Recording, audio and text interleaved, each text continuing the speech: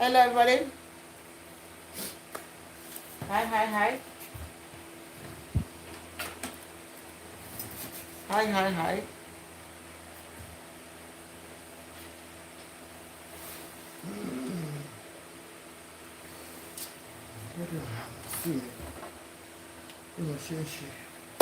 Bí mo ṣe ń ṣe iye mi lóye.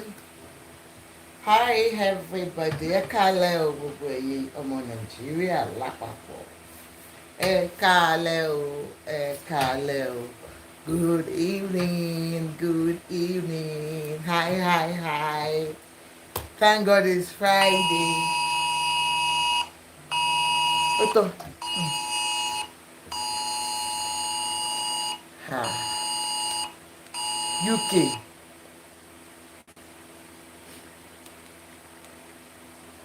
You can imagine the UK is sending alarm to us.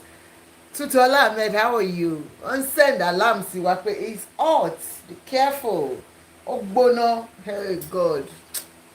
Emergency. Emergency alarm alert is a UK government system that provides warning and advice in a life-threatening emergency. Yeah. Wildfire, severe flooding, extreme storm. So because they are warning us about wildfire because of the weather. Wọ́n ní weather wa hot gan, so ṣẹ́rí bẹ́ẹ̀ ló ń send alarm ló ń ṣe gbogbo ẹ̀. Nigerian government, you better wake up. Ẹ̀rí ìlú táwa wà ló ti ń fún wa láti pé ó gbóná o, ilé ẹ̀rọ ẹ̀gẹ́dẹ́ show everything, just be careful. Yes. Good evening, everybody. Ẹ káalẹ́ gbogbo wa. Good evening. Good evening, good evening. I have come tonight because of Tope Oshoba, to update us on what is going on. Yes. The last time we spoke about this case, yes, I said Tope was going to be buried the following day. Oh yeah, ẹ̀yin tí TikTok ẹ bá mi ṣe kí ni ẹ tap ẹ kẹ́ lè pe àwọn tí wọlé. Yes. We are still going to go back to our freaky night, but I just want to start with Tope's case and then I go to the other page, But for now, please, ẹ bá mi pe gbogbo àwọn tí wà lórí TikTok. TikTok, where are you guys? Just an update on Tope's case. Yes, you remember that we said Tope, they had candle night for Tope, artist night, we call it in the theater world. It's just to, one on USA, and they pray for her and all that, and all members of Tampan, whatever club they call themselves now, we come together, friends, colleagues, we come together and do the candle night. It was done, believing that she was going to be buried the following day. Initially, the family said, "Okay, I want my sin Tope," even though there were outcry of autopsy, but they said no, that they were going to do the burial what may, you understand. And let's go back to the previous interviews had. Initially, the interview we had on social media, which was TikTok, was that Tope, was probably poisoned.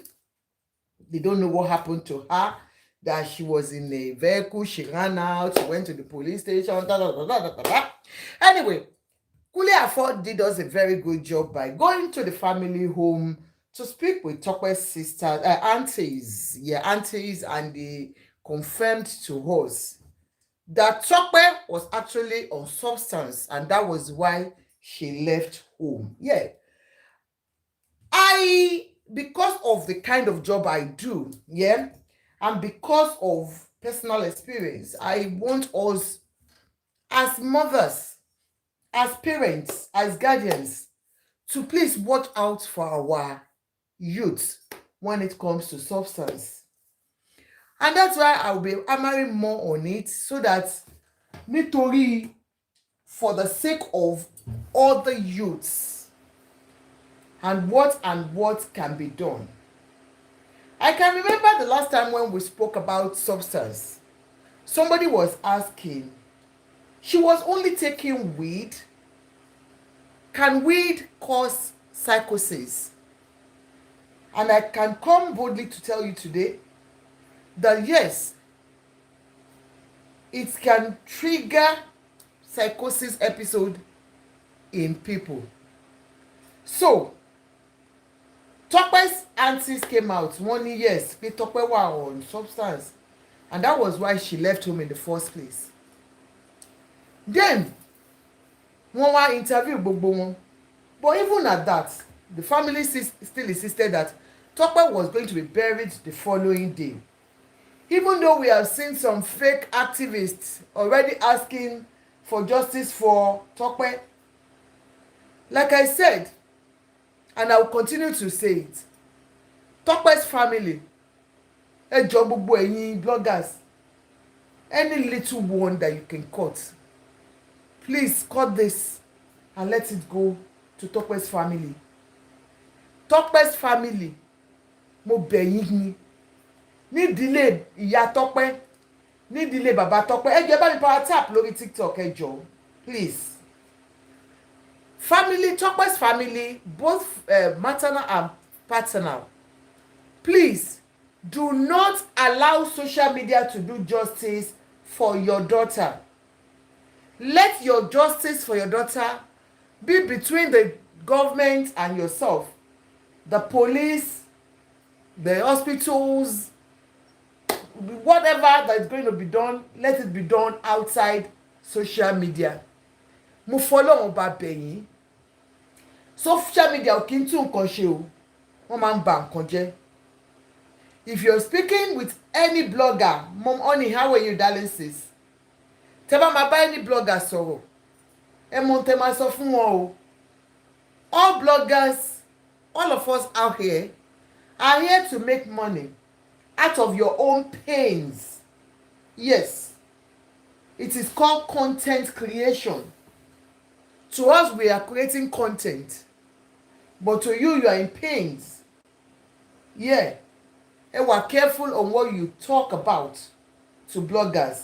Mommy Honey, tẹ́yìn bá tiẹ̀ géèyàn tèmi, ẹ bá mi power tap ẹ jọ̀ọ́, táwọn yòókù bá tiẹ̀ decide pé àwọn ò power tap. Ẹ jọ̀ọ́ ẹ bá mi power tap everybody.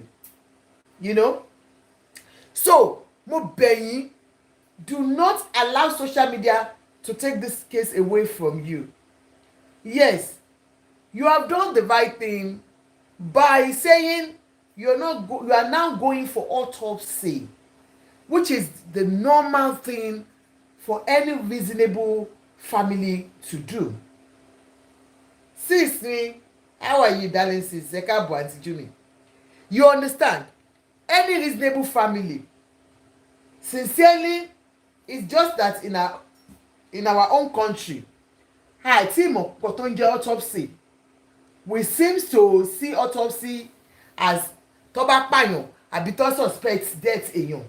No, normally téèyàn bá kú nílùú òyìnbó gan, they will do it, and the essence of doing autopsy is because they need to determine the cause of your death, so that your family history of any cause of death, it could be that you died of diabetes, or they just want to know family history of a particular illness, so that the upcoming generation from your own, they will take precaution. That's why when we go to hospitals here, they will ask you about your family history. They will ask your parents, are they diabetic? Did any of your family die of this or that? It's just for record purpose, to maintain your own health record. Because tó bá mọ̀ pé bàbá ẹ high blood pressure ló pa, hypertension ló pa. Mommy testimony, ẹ kálẹ́ mommy mi, how are you, darling mom? Mo ní wá bá mommy ṣeré lálẹ́ ká tó lọ sí freaky night. Ṣé you understand? Just to determine.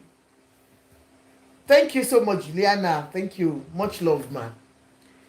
It's just to determine wọ́n lè fi mọ, wọ́n lè mọ health status ẹ láti kékeré ẹ. Gbogbo àwọn ọmọ wa, ìwọ tó bá ń pè ní diabetes ní family, ẹ ti máa ṣọ́ àwọn ọmọ yín láti kékeré. I can't bring anybody up, omi mọ́kàn tó ṣẹlẹ̀ o. kí ló ṣẹlẹ̀ àbí màmá nǹkan tó ṣẹlẹ̀ kẹ́ ẹ ló mọ́mì ẹ kalẹ́ mà yes ma yes ma a ní ká kọ́kọ́ wá bí ká tó lọ ṣe freaky night a máa ṣe freaky night mọ́mì but ṣe mo mú ní láti wá fún wa ní update ṣe mo pé the last time we spoke about Tope's case a ní wọ́n máa sí níjọ́ kejì ṣe rántí mọ́mì níjọ́ tó ṣe candle night bẹ́ẹ̀ ni mà so they changed their mind because of course other things came up and like I said wípé normally autopsy nílùú òyìnbó anybody tó bá kú ọmọ aṣọ autopsy fún because láti lè mọ cause of death to protect others that are coming behind wípé tó bá kú family history yín any high blood pressure wọ́n lè máa tètè máa take care yín tẹ́ bá ti lọ sí hospital wọ́n ní bàbá ẹ̀ kú fún high blood pressure rí so wọ́n á tọ́jú ẹ̀ ṣé you understand so it's just a normal thing that our society has neglected for a long time and so when anything happens like this tó bá ní autopsy àdàgbà pé wọ́n ṣàfẹ́ yẹ wọ́n fẹ́ mọ kú tó pààyàn nítorí pé wọ́n suspect it's not only when you suspect somebody that an autopsy should be carried out for the sake of the oncoming generation. It is good to always have autopsy completed.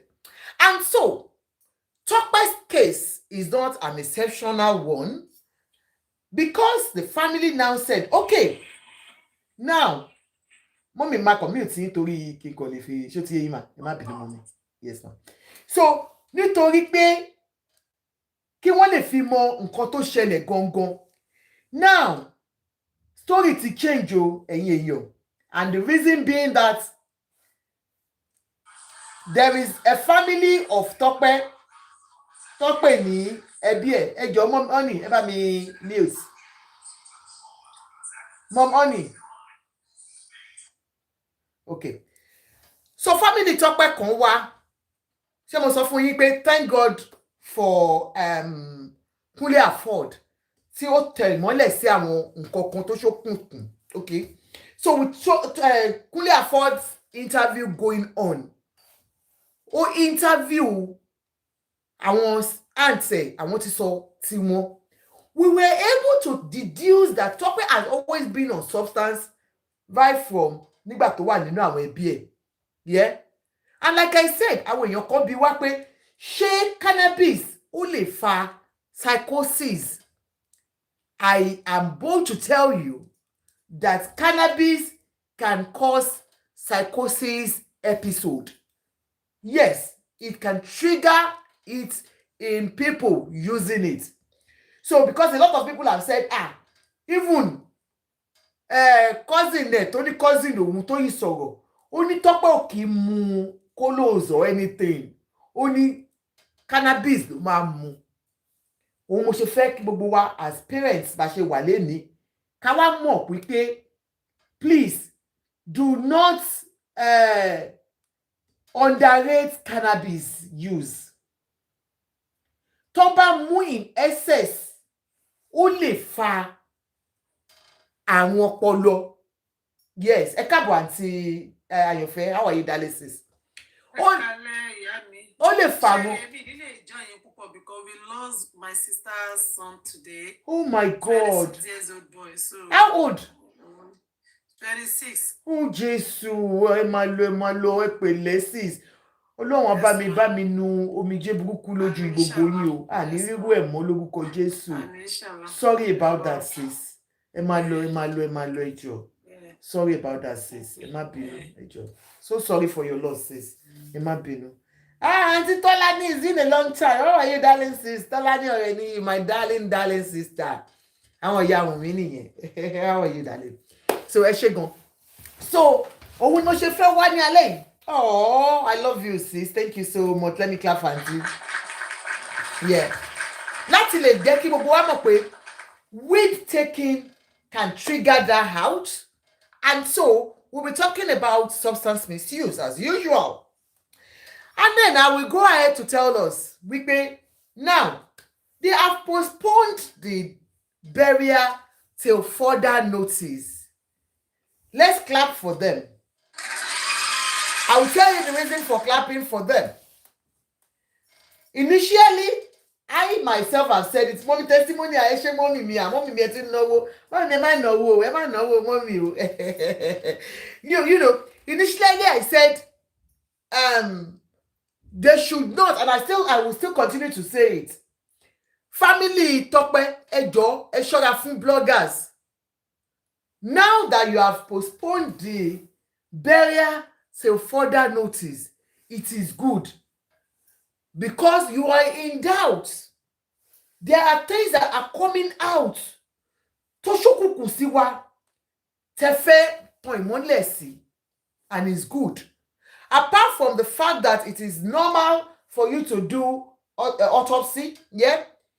But for the fact that there are certain things tó ti ń change nínú àwọn ọ̀rọ̀ tá a gbọ́ tẹ́lẹ̀ nípa bí Tope ṣe kú. Of course, the narration still remains the same. She was with a hairdresser for 2 weeks. Ọkọ ẹ̀ ní kó kúrò nílé. The story has not changed on that. Wípé kó pretend pé àwọn ń jà. Which, like I said, could be because of the fact that she has been having issues with her in-laws. The father-in-law had said, wípé, look, you cannot keep this girl in my compound as an olùṣọ́, ọmọ yìí ń lo drugs, ó yá gbé kúrò nílé. Because ó ń dójú tì wá. Like I said, I don't want to believe that they have not tried anything spiritual to support her. But whatsoever they have done, is there medical thing to only provide pay? They supported her medically in the mental health sector. Okay? Now, the story still remains that she was taken away from the family, from her husband's home. Ó lọ sí ọ̀dọ̀ girl tó pè ní hairdresser wọn. I am going to ask us certain questions as we sit as mothers here.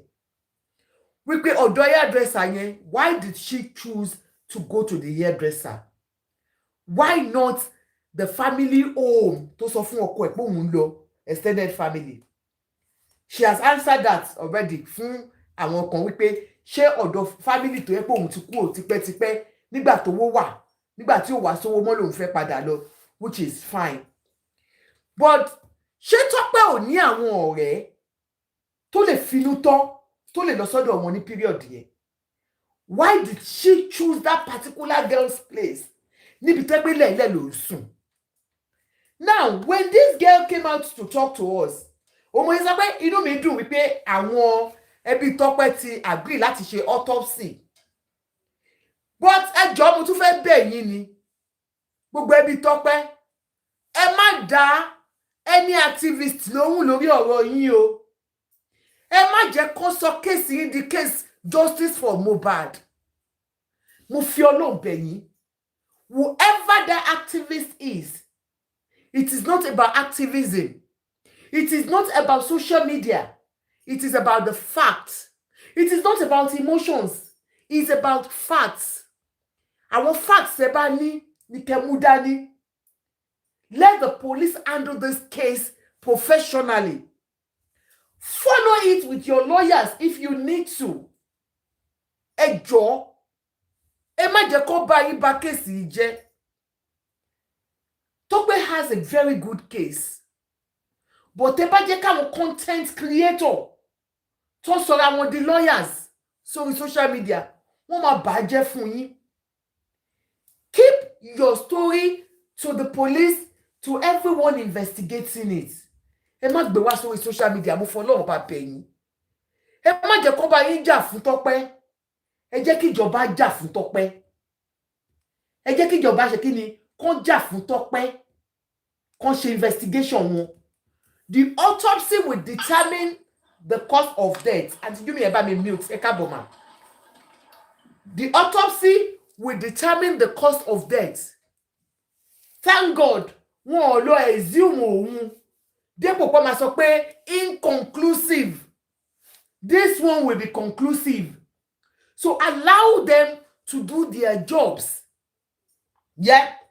ensure that they do it properly.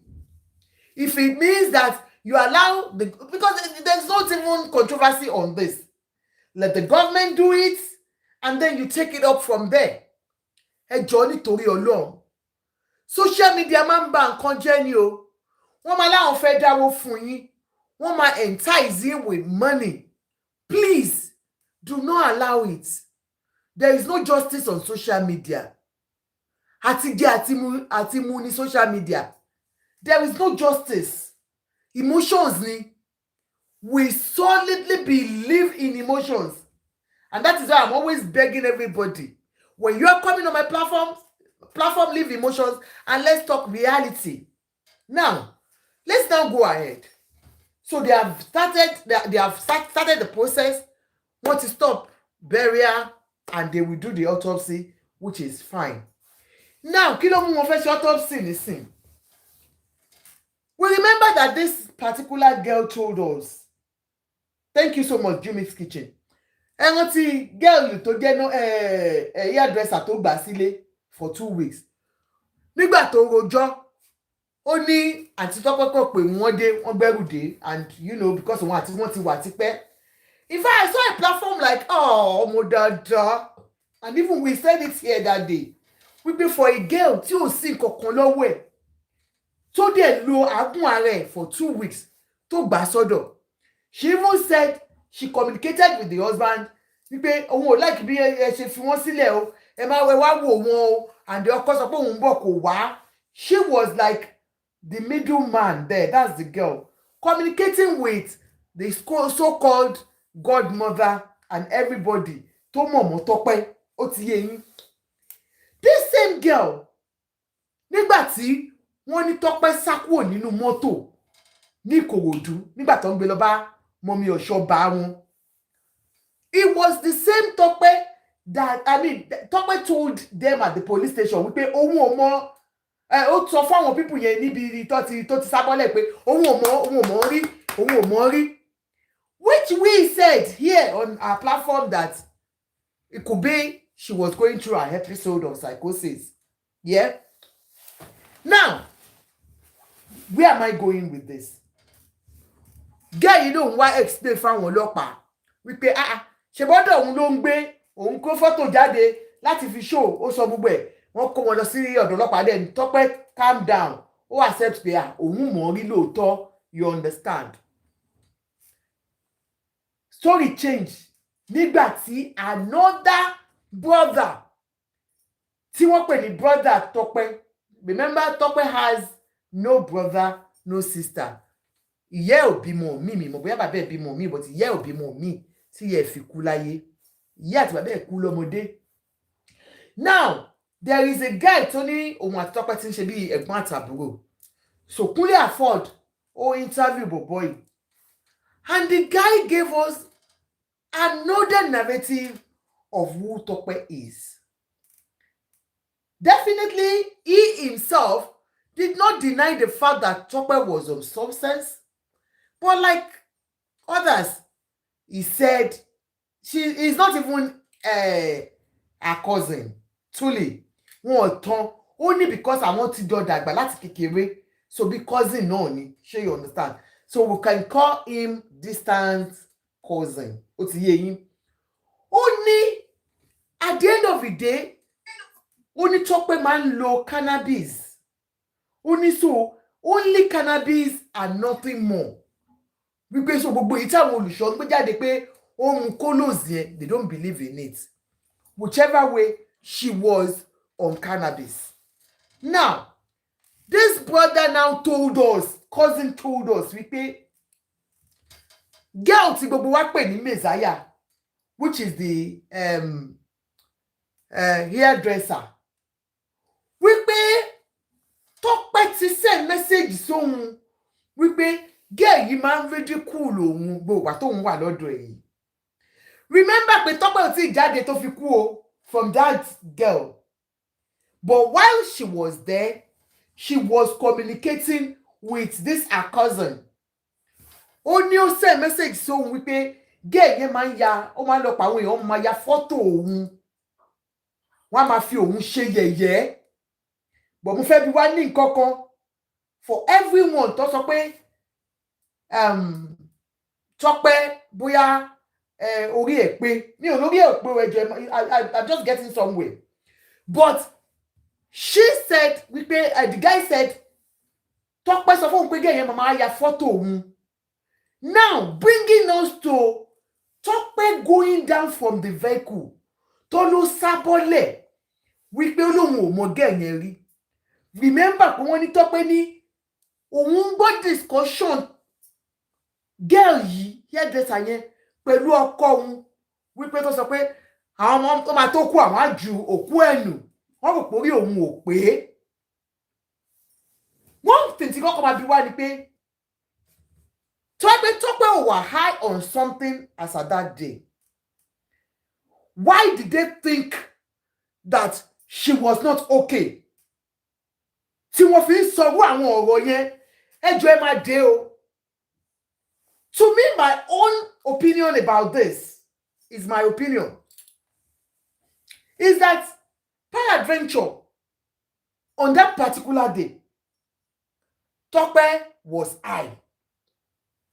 And I want to believe pé tó bá ti mú orí ẹ̀ ò kì í pé ni wọ́n ṣe so ọkọ ẹ̀ yẹn òun àti gẹ̀ yẹn wọ́n discuss wípé ó tún ti mú nǹkan ẹ̀ o ó tún ti wà okay o ayé ẹ̀ kúkú ti bàjẹ́ you know the way they could have said it and so that was why they thought she was not in her normal senses and so she couldn't comprehend what they were talking about in my own opinion and that was why they could boldly be talking tí wọ́n mọ̀ pé ó gbọ́ nǹkan tó ń sọ so wọ́n believe pé bóyá as usual ó ti pass out ó ti mú nǹkan ẹ̀ yó ṣé rántí ohun tí olùṣọ́ pè ní olùṣọ́ said she was always wasted.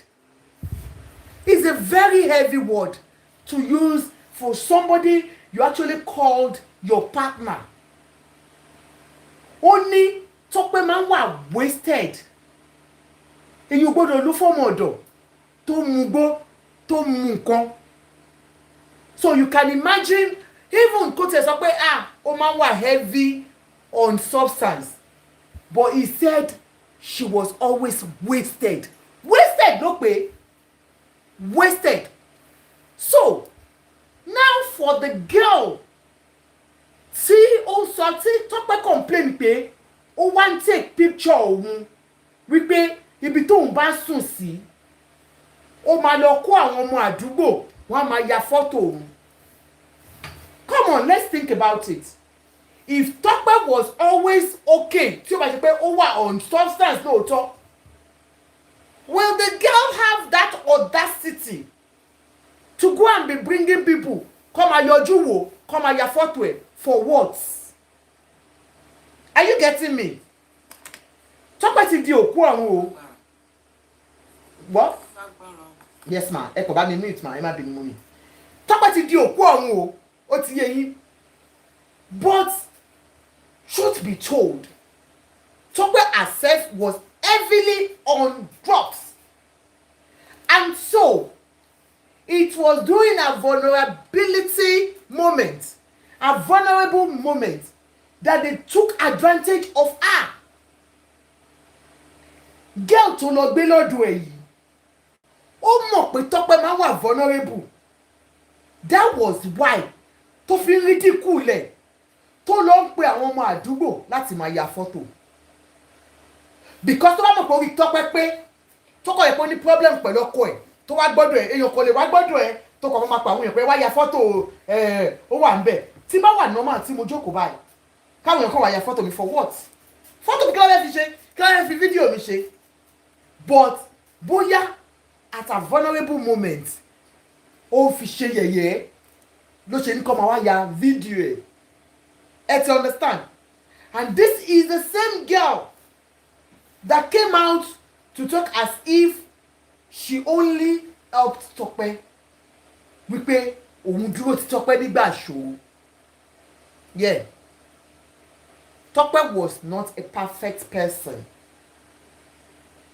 but believe me a lot of people took advantage of Tope in a vulnerable moment, which this girl, that's why tí mo ní inú mi wá dùn wípé wọ́n fẹ́ ṣe autopsy. So that means you, the hairdresser, ọwọ́ ẹ̀ ò mọ́, ọwọ́ ẹ̀ ò mọ́ as a young girl, because tí wọ́n bá ń sọ wọ́n ní tàbá bá ẹ̀ wọ́n wí kabẹ́rùn for everybody. And you know, I think just let's have a think about it. I was speaking with my friend the other time. I said, okay, when Tope decided to stay, not to go to a family's home as husband advised, why didn't she choose a friend to go to a friend?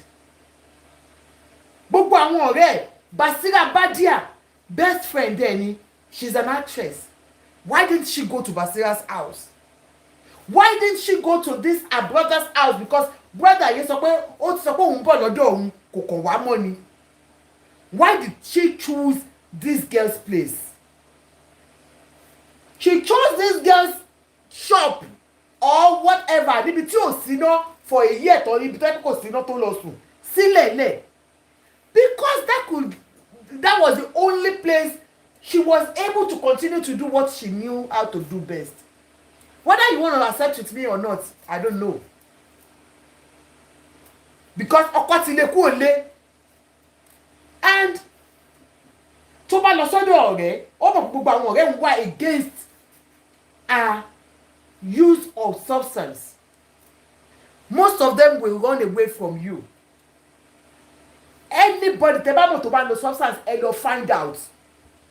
Once you complain or they know that you want to support them in getting out of that habit, they run away from you. So Tope ran away from a lot of friends that could have helped her. Ẹ má jẹ́ ká lo emotions alone. Nítorí àwọn tó wà lẹ́yìn tí wọ́n yìí wà heavy on substance. Àwọn tí wọ́n need help. Let's help those ones. That's why mo sọ kò sí ẹnikẹ́ni tó lè fi èrú gba ìbùkún owó. No, Hemo, the hairdresser might not be doing the same thing, but because she knows that kò lè ọmọ kékeré ni kò lẹ́nu àti báwọn wípé àǹtí ẹ máa mú nǹkan tẹ́ máa mú. Do you get me? The hairdresser is a younger girl to her, so kò lẹ́nu ọ̀rọ̀ láti bá wí. That was why she decided to go and stay there and not go to her own family home. The sister, the auntie said yes, she left them years back because wọ́n bá wí lórí ọ̀rọ̀ substance yìí ni. Ṣé Tolúṣọ, yeah, good news that the Celestian body want to take action. Yes, I am happy about that. Àwọn Celestian wọ́n ti ṣe mọ̀ pé gbogbo èèyàn sọ pé on the norms this guy was not there for Tope. He took advantage of Tope's love for him. Ẹ gbàgbé pé bóyá ó lo oògùn ó kò lo oògùn. Ẹ ká kọ́kọ́ wò ó nítorí pé ó lówó lọ́wọ́, ẹ gbàgbé ọ̀rọ̀ owó kọ́. Number one, Tope was a celebrity, a big celebrity. In fact, nígbà tí gbogbo ọ̀rọ̀ yìí ṣẹlẹ̀ láṣẹ wá mọ̀ pé nǹkan tó báyé Tope jẹ́ tí ó fi di ẹni tí wọ́n gbóhùn ẹ̀ mọ́ òun ni substance. Ẹ gbà bẹ́ẹ̀ tẹ́ bá fẹ́ gbà bẹ́ẹ̀ bá gbà, your choice. Because she was doing very, very well.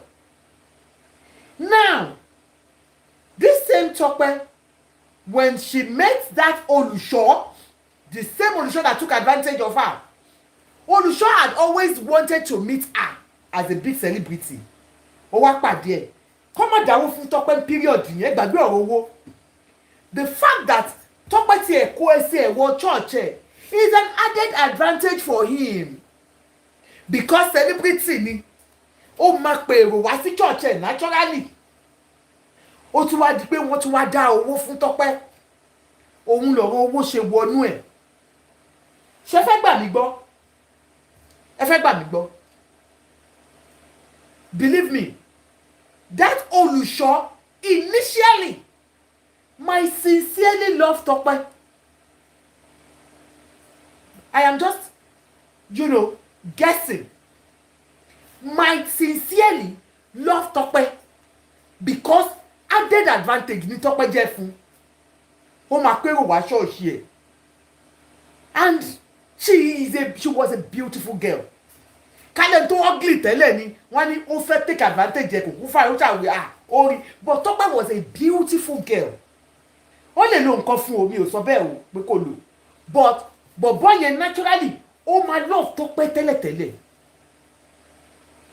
But pé irọ́ tóun náà pa wípé òun ò mọ̀ pé Tope ń lo substance until after 2 weeks. Ó lè má tiẹ̀ jẹ́rọ́. Even after 2 weeks tó wá mọ̀ pé ó ń lo nǹkan egbògi olóró and you decided to stay with her. What then changed? Do you know what changed? A lot of you have said because kò sówó mọ́. Ó possible lóòótọ́. But ṣẹ́rí ẹ fẹ́ gbóòótọ́. Kò sí ẹni tó ń bá àwọn tó ń lo substance gbé tí ayé ò ní sú yín. Ọlọ́run ní jẹ́ kó fi ṣèyí ìran yín o. Àwọn ọmọ wa ò ní rìn gbègbè ẹ̀ lórúkọ Jésù. Ẹbí wa ò ní rìn gbègbè ẹ̀. When you work with them, you understand?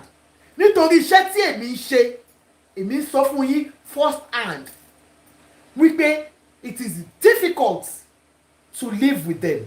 He said after 6 months. Okay, sorry. Queen Lizzie. Okay, I'm sorry. Queen Lizzie said it's after 6 months. But is it possible? Come on, mo doubt it.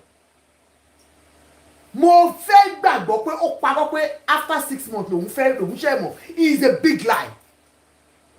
If somebody tell pé ó ti wà use mọ́, tó bá sọ fún mi pé after 6 months tó dẹ̀ wọ́n á mọ̀ yẹn ó máa wà wasted gan, that means you are lying to yourself. Ẹ tẹ́ pé nǹkan tó ti mú ó ṣe wá jẹ́ all of a sudden ó wà wasted. Á jẹ́ wípé ìwọ ló ti di ẹni tó wà wasted nìyẹn. But ó mọ̀ wípé ó mú. It might be after tẹ bẹ̀rẹ̀ bóyá after 2 weeks or a week or 3 weeks gan wá ti mọ̀ because ara wọn ò kí ń balẹ̀. Tẹ́ bá gbọ́, a lot of our friends that are talking are saying pé Tope máa ń béèrè as little as 5,000 naira 10,000 naira. Ẹ jẹ́ ká lo ọpọlọ wa, kí ló fẹ́ fi 10,000 naira ṣe? Kí ló fẹ́ fi 5,000 naira ṣe? Ó fẹ́ fi ra nǹkan tó máa lò ní ẹgbà bẹ́ẹ̀. Kò ń ṣe kó fẹ́ fi jẹun. Gbọ́ tọ́ ní oúnjẹ ẹ̀gán kéékèèké ni. N tó fi ń ṣe nìyẹn. And when you move with them, mo sọ pé tẹ́ bá wo tó Olùṣọ́ àti àwọn ẹbí Olùṣọ́. Àwọn ẹbí Olùṣọ́ gbà tí Tope máa kọ́kọ́ débẹ̀ inú wọn máa dùn náà. Ẹ gbàgbé ẹ̀. Mọ bó ṣe rí ni. Èho star. Ó wá ń gbénu ilé àwọn. Ó di ẹni tó ń gbénu family home. Inú wọn máa dùn. Wọ́n máa gbé gẹ̀gẹ̀gẹ̀gẹ̀ ni. Wọ́n máa gbé gẹ̀gẹ̀gẹ̀ ni. But it was because nígbà tó wá di pé kí ló dé? Kí lẹ gbé wá yìí? Nígbà tó wó yìí wà, ó lè má tètè hàn because as at that time she had the money, she was using her money to buy it and she was using it. Wọ́n lè ti máa complain gbà yẹn náà. But tó bá tó stage kan, wọ́n máa ń di nuisance. Ó máa ń di nǹkan tó yẹ pé á máa dùn ìwọ tó jẹ́ ẹbí wọn. Tí wọn bá tún wá gbà láti gba help, láti gba support from you. Tí wọn máa sá fáwọn ẹbí. Now, ilé ọkọ tó wá wà, nǹkan tẹ́ fi rí tí wọ́n fi maltreat ẹ̀ ojú wípé wọ́n ti rí bó ṣe rí ni. Wọ́n maltreat ẹ̀, wọ́n fẹ́ lé kúrò lé nítorí nǹkan tó ń mu ni. Ó ti sú ọkọ, kò rí nǹkan kan ṣe sí mọ́. Instead kó ṣé rí nǹkan tí bàbá Yorùbá fi yọrí? Ká ní when he discovered that she was already addicted, that she had addiction, ó ti gbé lọ sí hospital, ó ti lọ seek for help, ó ti gbé lọ sí rehab, is a different thing. But most of us a máa ń ṣe mistake ẹ̀ spiritually la máa fi ń lọ wọ́n ṣe ní Nàìjíríà. Oògùn la máa ń lọ ṣe kán yọjú drugs kúrò lára ọmọ lára èèyàn. So bóyá the spiritual aspect làwọn mú dání tí àwọn àbúrò ẹ̀ wá bẹ̀rẹ̀ sí maltreat Tọ́pẹ́ nínú ilé tí ò lè sọ̀rọ̀. Tí bá lọ wo àwọn updates Tọ́pẹ́ kó tó kú, ó ní is it a crime for a shepherd to love an imperfect being? She knew she wasn't perfect. So she was just wondering, kí ló dé? Ṣé èmi nìkan ni màmá kọ́kọ́ máa ń lo drugs ni? Kí ló dé?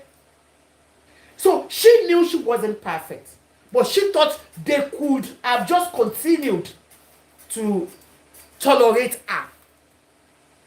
Bó ṣe fẹ́ gbóòótọ́, ó difficult. Pẹ̀lú àwọn ẹbí ọkọ yẹn, ìwà tó wù sí nígbà míì, ẹ lè wò pé ń wà too tough on her. But mi mọ nǹkan tójú àwọn náà máa rí ń bẹ̀. Now going forward, people have clamored that no matter what, investigations should still go on. Lóòótọ́ olùṣọ́ ò fojú kan Tọ́pẹ́ for the 2 weeks o, tọ́ ló ti kú òun bẹ́ẹ̀. But with the rate nǹkan tá à ń gbọ́ with this girl, this particular girl tó ní kó máa fi Tọ́pẹ́ ṣẹlẹ́yà, tó dẹ̀ ní òun àti ọkọ Tọ́pẹ́ wọ́n ń sọ̀rọ̀. And again, this guy, when they were interviewing him, when he sat down, fojú kan, okay ma, when he sat down tó ń ṣe interview bí gbà tẹ́ pé ẹran ló kú kò ń ṣe èèyàn, that he was smiling while the interview was going on. Yeah, a lè ní kó má ba inú jẹ́, kó ba ara jẹ́ lẹ́nu kiri o. Remember àwọn àti Tọ́pẹ́ ọjà náà, you told Tope pé kó lọ fara pamọ́ kí àwọn ẹbí ẹ kí wọ́n tọ́kọ̀ wọn lè mọ̀, kó lè tọ́kọ̀ wọn máa fi wálẹ̀. Then why tí olólùfẹ́ ẹ máa kú tí wọ́n máa interview ẹ tó kọ̀ máa jókòó tó máa smile tó máa lo words like she was always wasted? No empathy from you. Now àwọn èèyàn wá ní irú bọ̀bọ̀ yẹn àwọn suspect ẹ̀ bóyá òun ló fi nǹkan rán hairdresser kó bá yé gẹ́ yẹn jẹ́, bóyá wọ́n poison ẹ̀ ni. Ẹ ti understand? So that was why they were clamoring for autopsy. Now, but this very guy, when they asked, how did you know that your wife died? Only a random number called him. Why tó ń pa irọ́? Why tí ó fi ń pa irọ́ wípé a random person called him? Why tí ó lè sọ pé the hairdresser called me? Why tí hairdresser ò lè sọ pé èmi mo pé ọ̀nkú wípé àǹtí kú? Tí ó bá pé nǹkan mi wà ń bẹ̀. What are they hiding? The man said a random number called me. Why will a random number call you? Nígbà tẹ́ pé wà àti Tọ́pẹ́ wà àti girl hairdresser ti ń sọ̀rọ̀. Ṣẹ́ǹdè kí ló dé tí hairdresser ò lè pè ẹ́ wípé ọ̀nkú ẹgbàmí o àǹtí nǹkankan ti ṣàǹtí o nǹkankan ti ṣàǹtí o, because ẹ ti jọ ń sọ̀rọ̀ nínú mọ́tò tí Tọ́pẹ́ lòun gbọ́ pé ọ̀wọ́ àtọkọ òun lè jọ ń sọ̀rọ̀. So that's why we'll say definitely the police need to investigate this matter very well.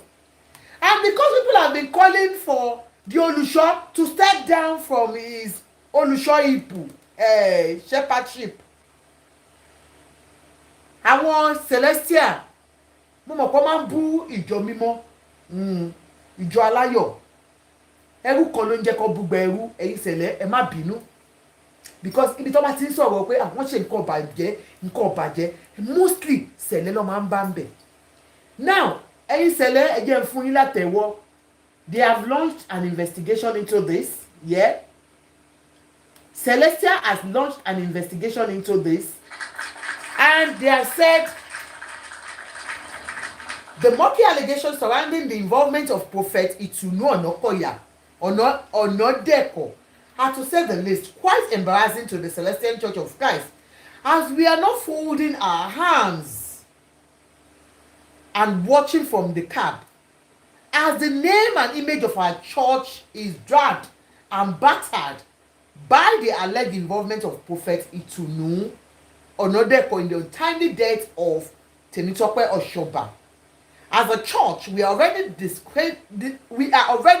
discreetly investigating the circumstances that led to the death of Temitope Oshoba, and we wish to assure the general public that the Celestial Church of Christ will leave no stone unturned to unearth the truth and to ensure that anyone found culpable in the death of Temitope Oshoba is brought to justice.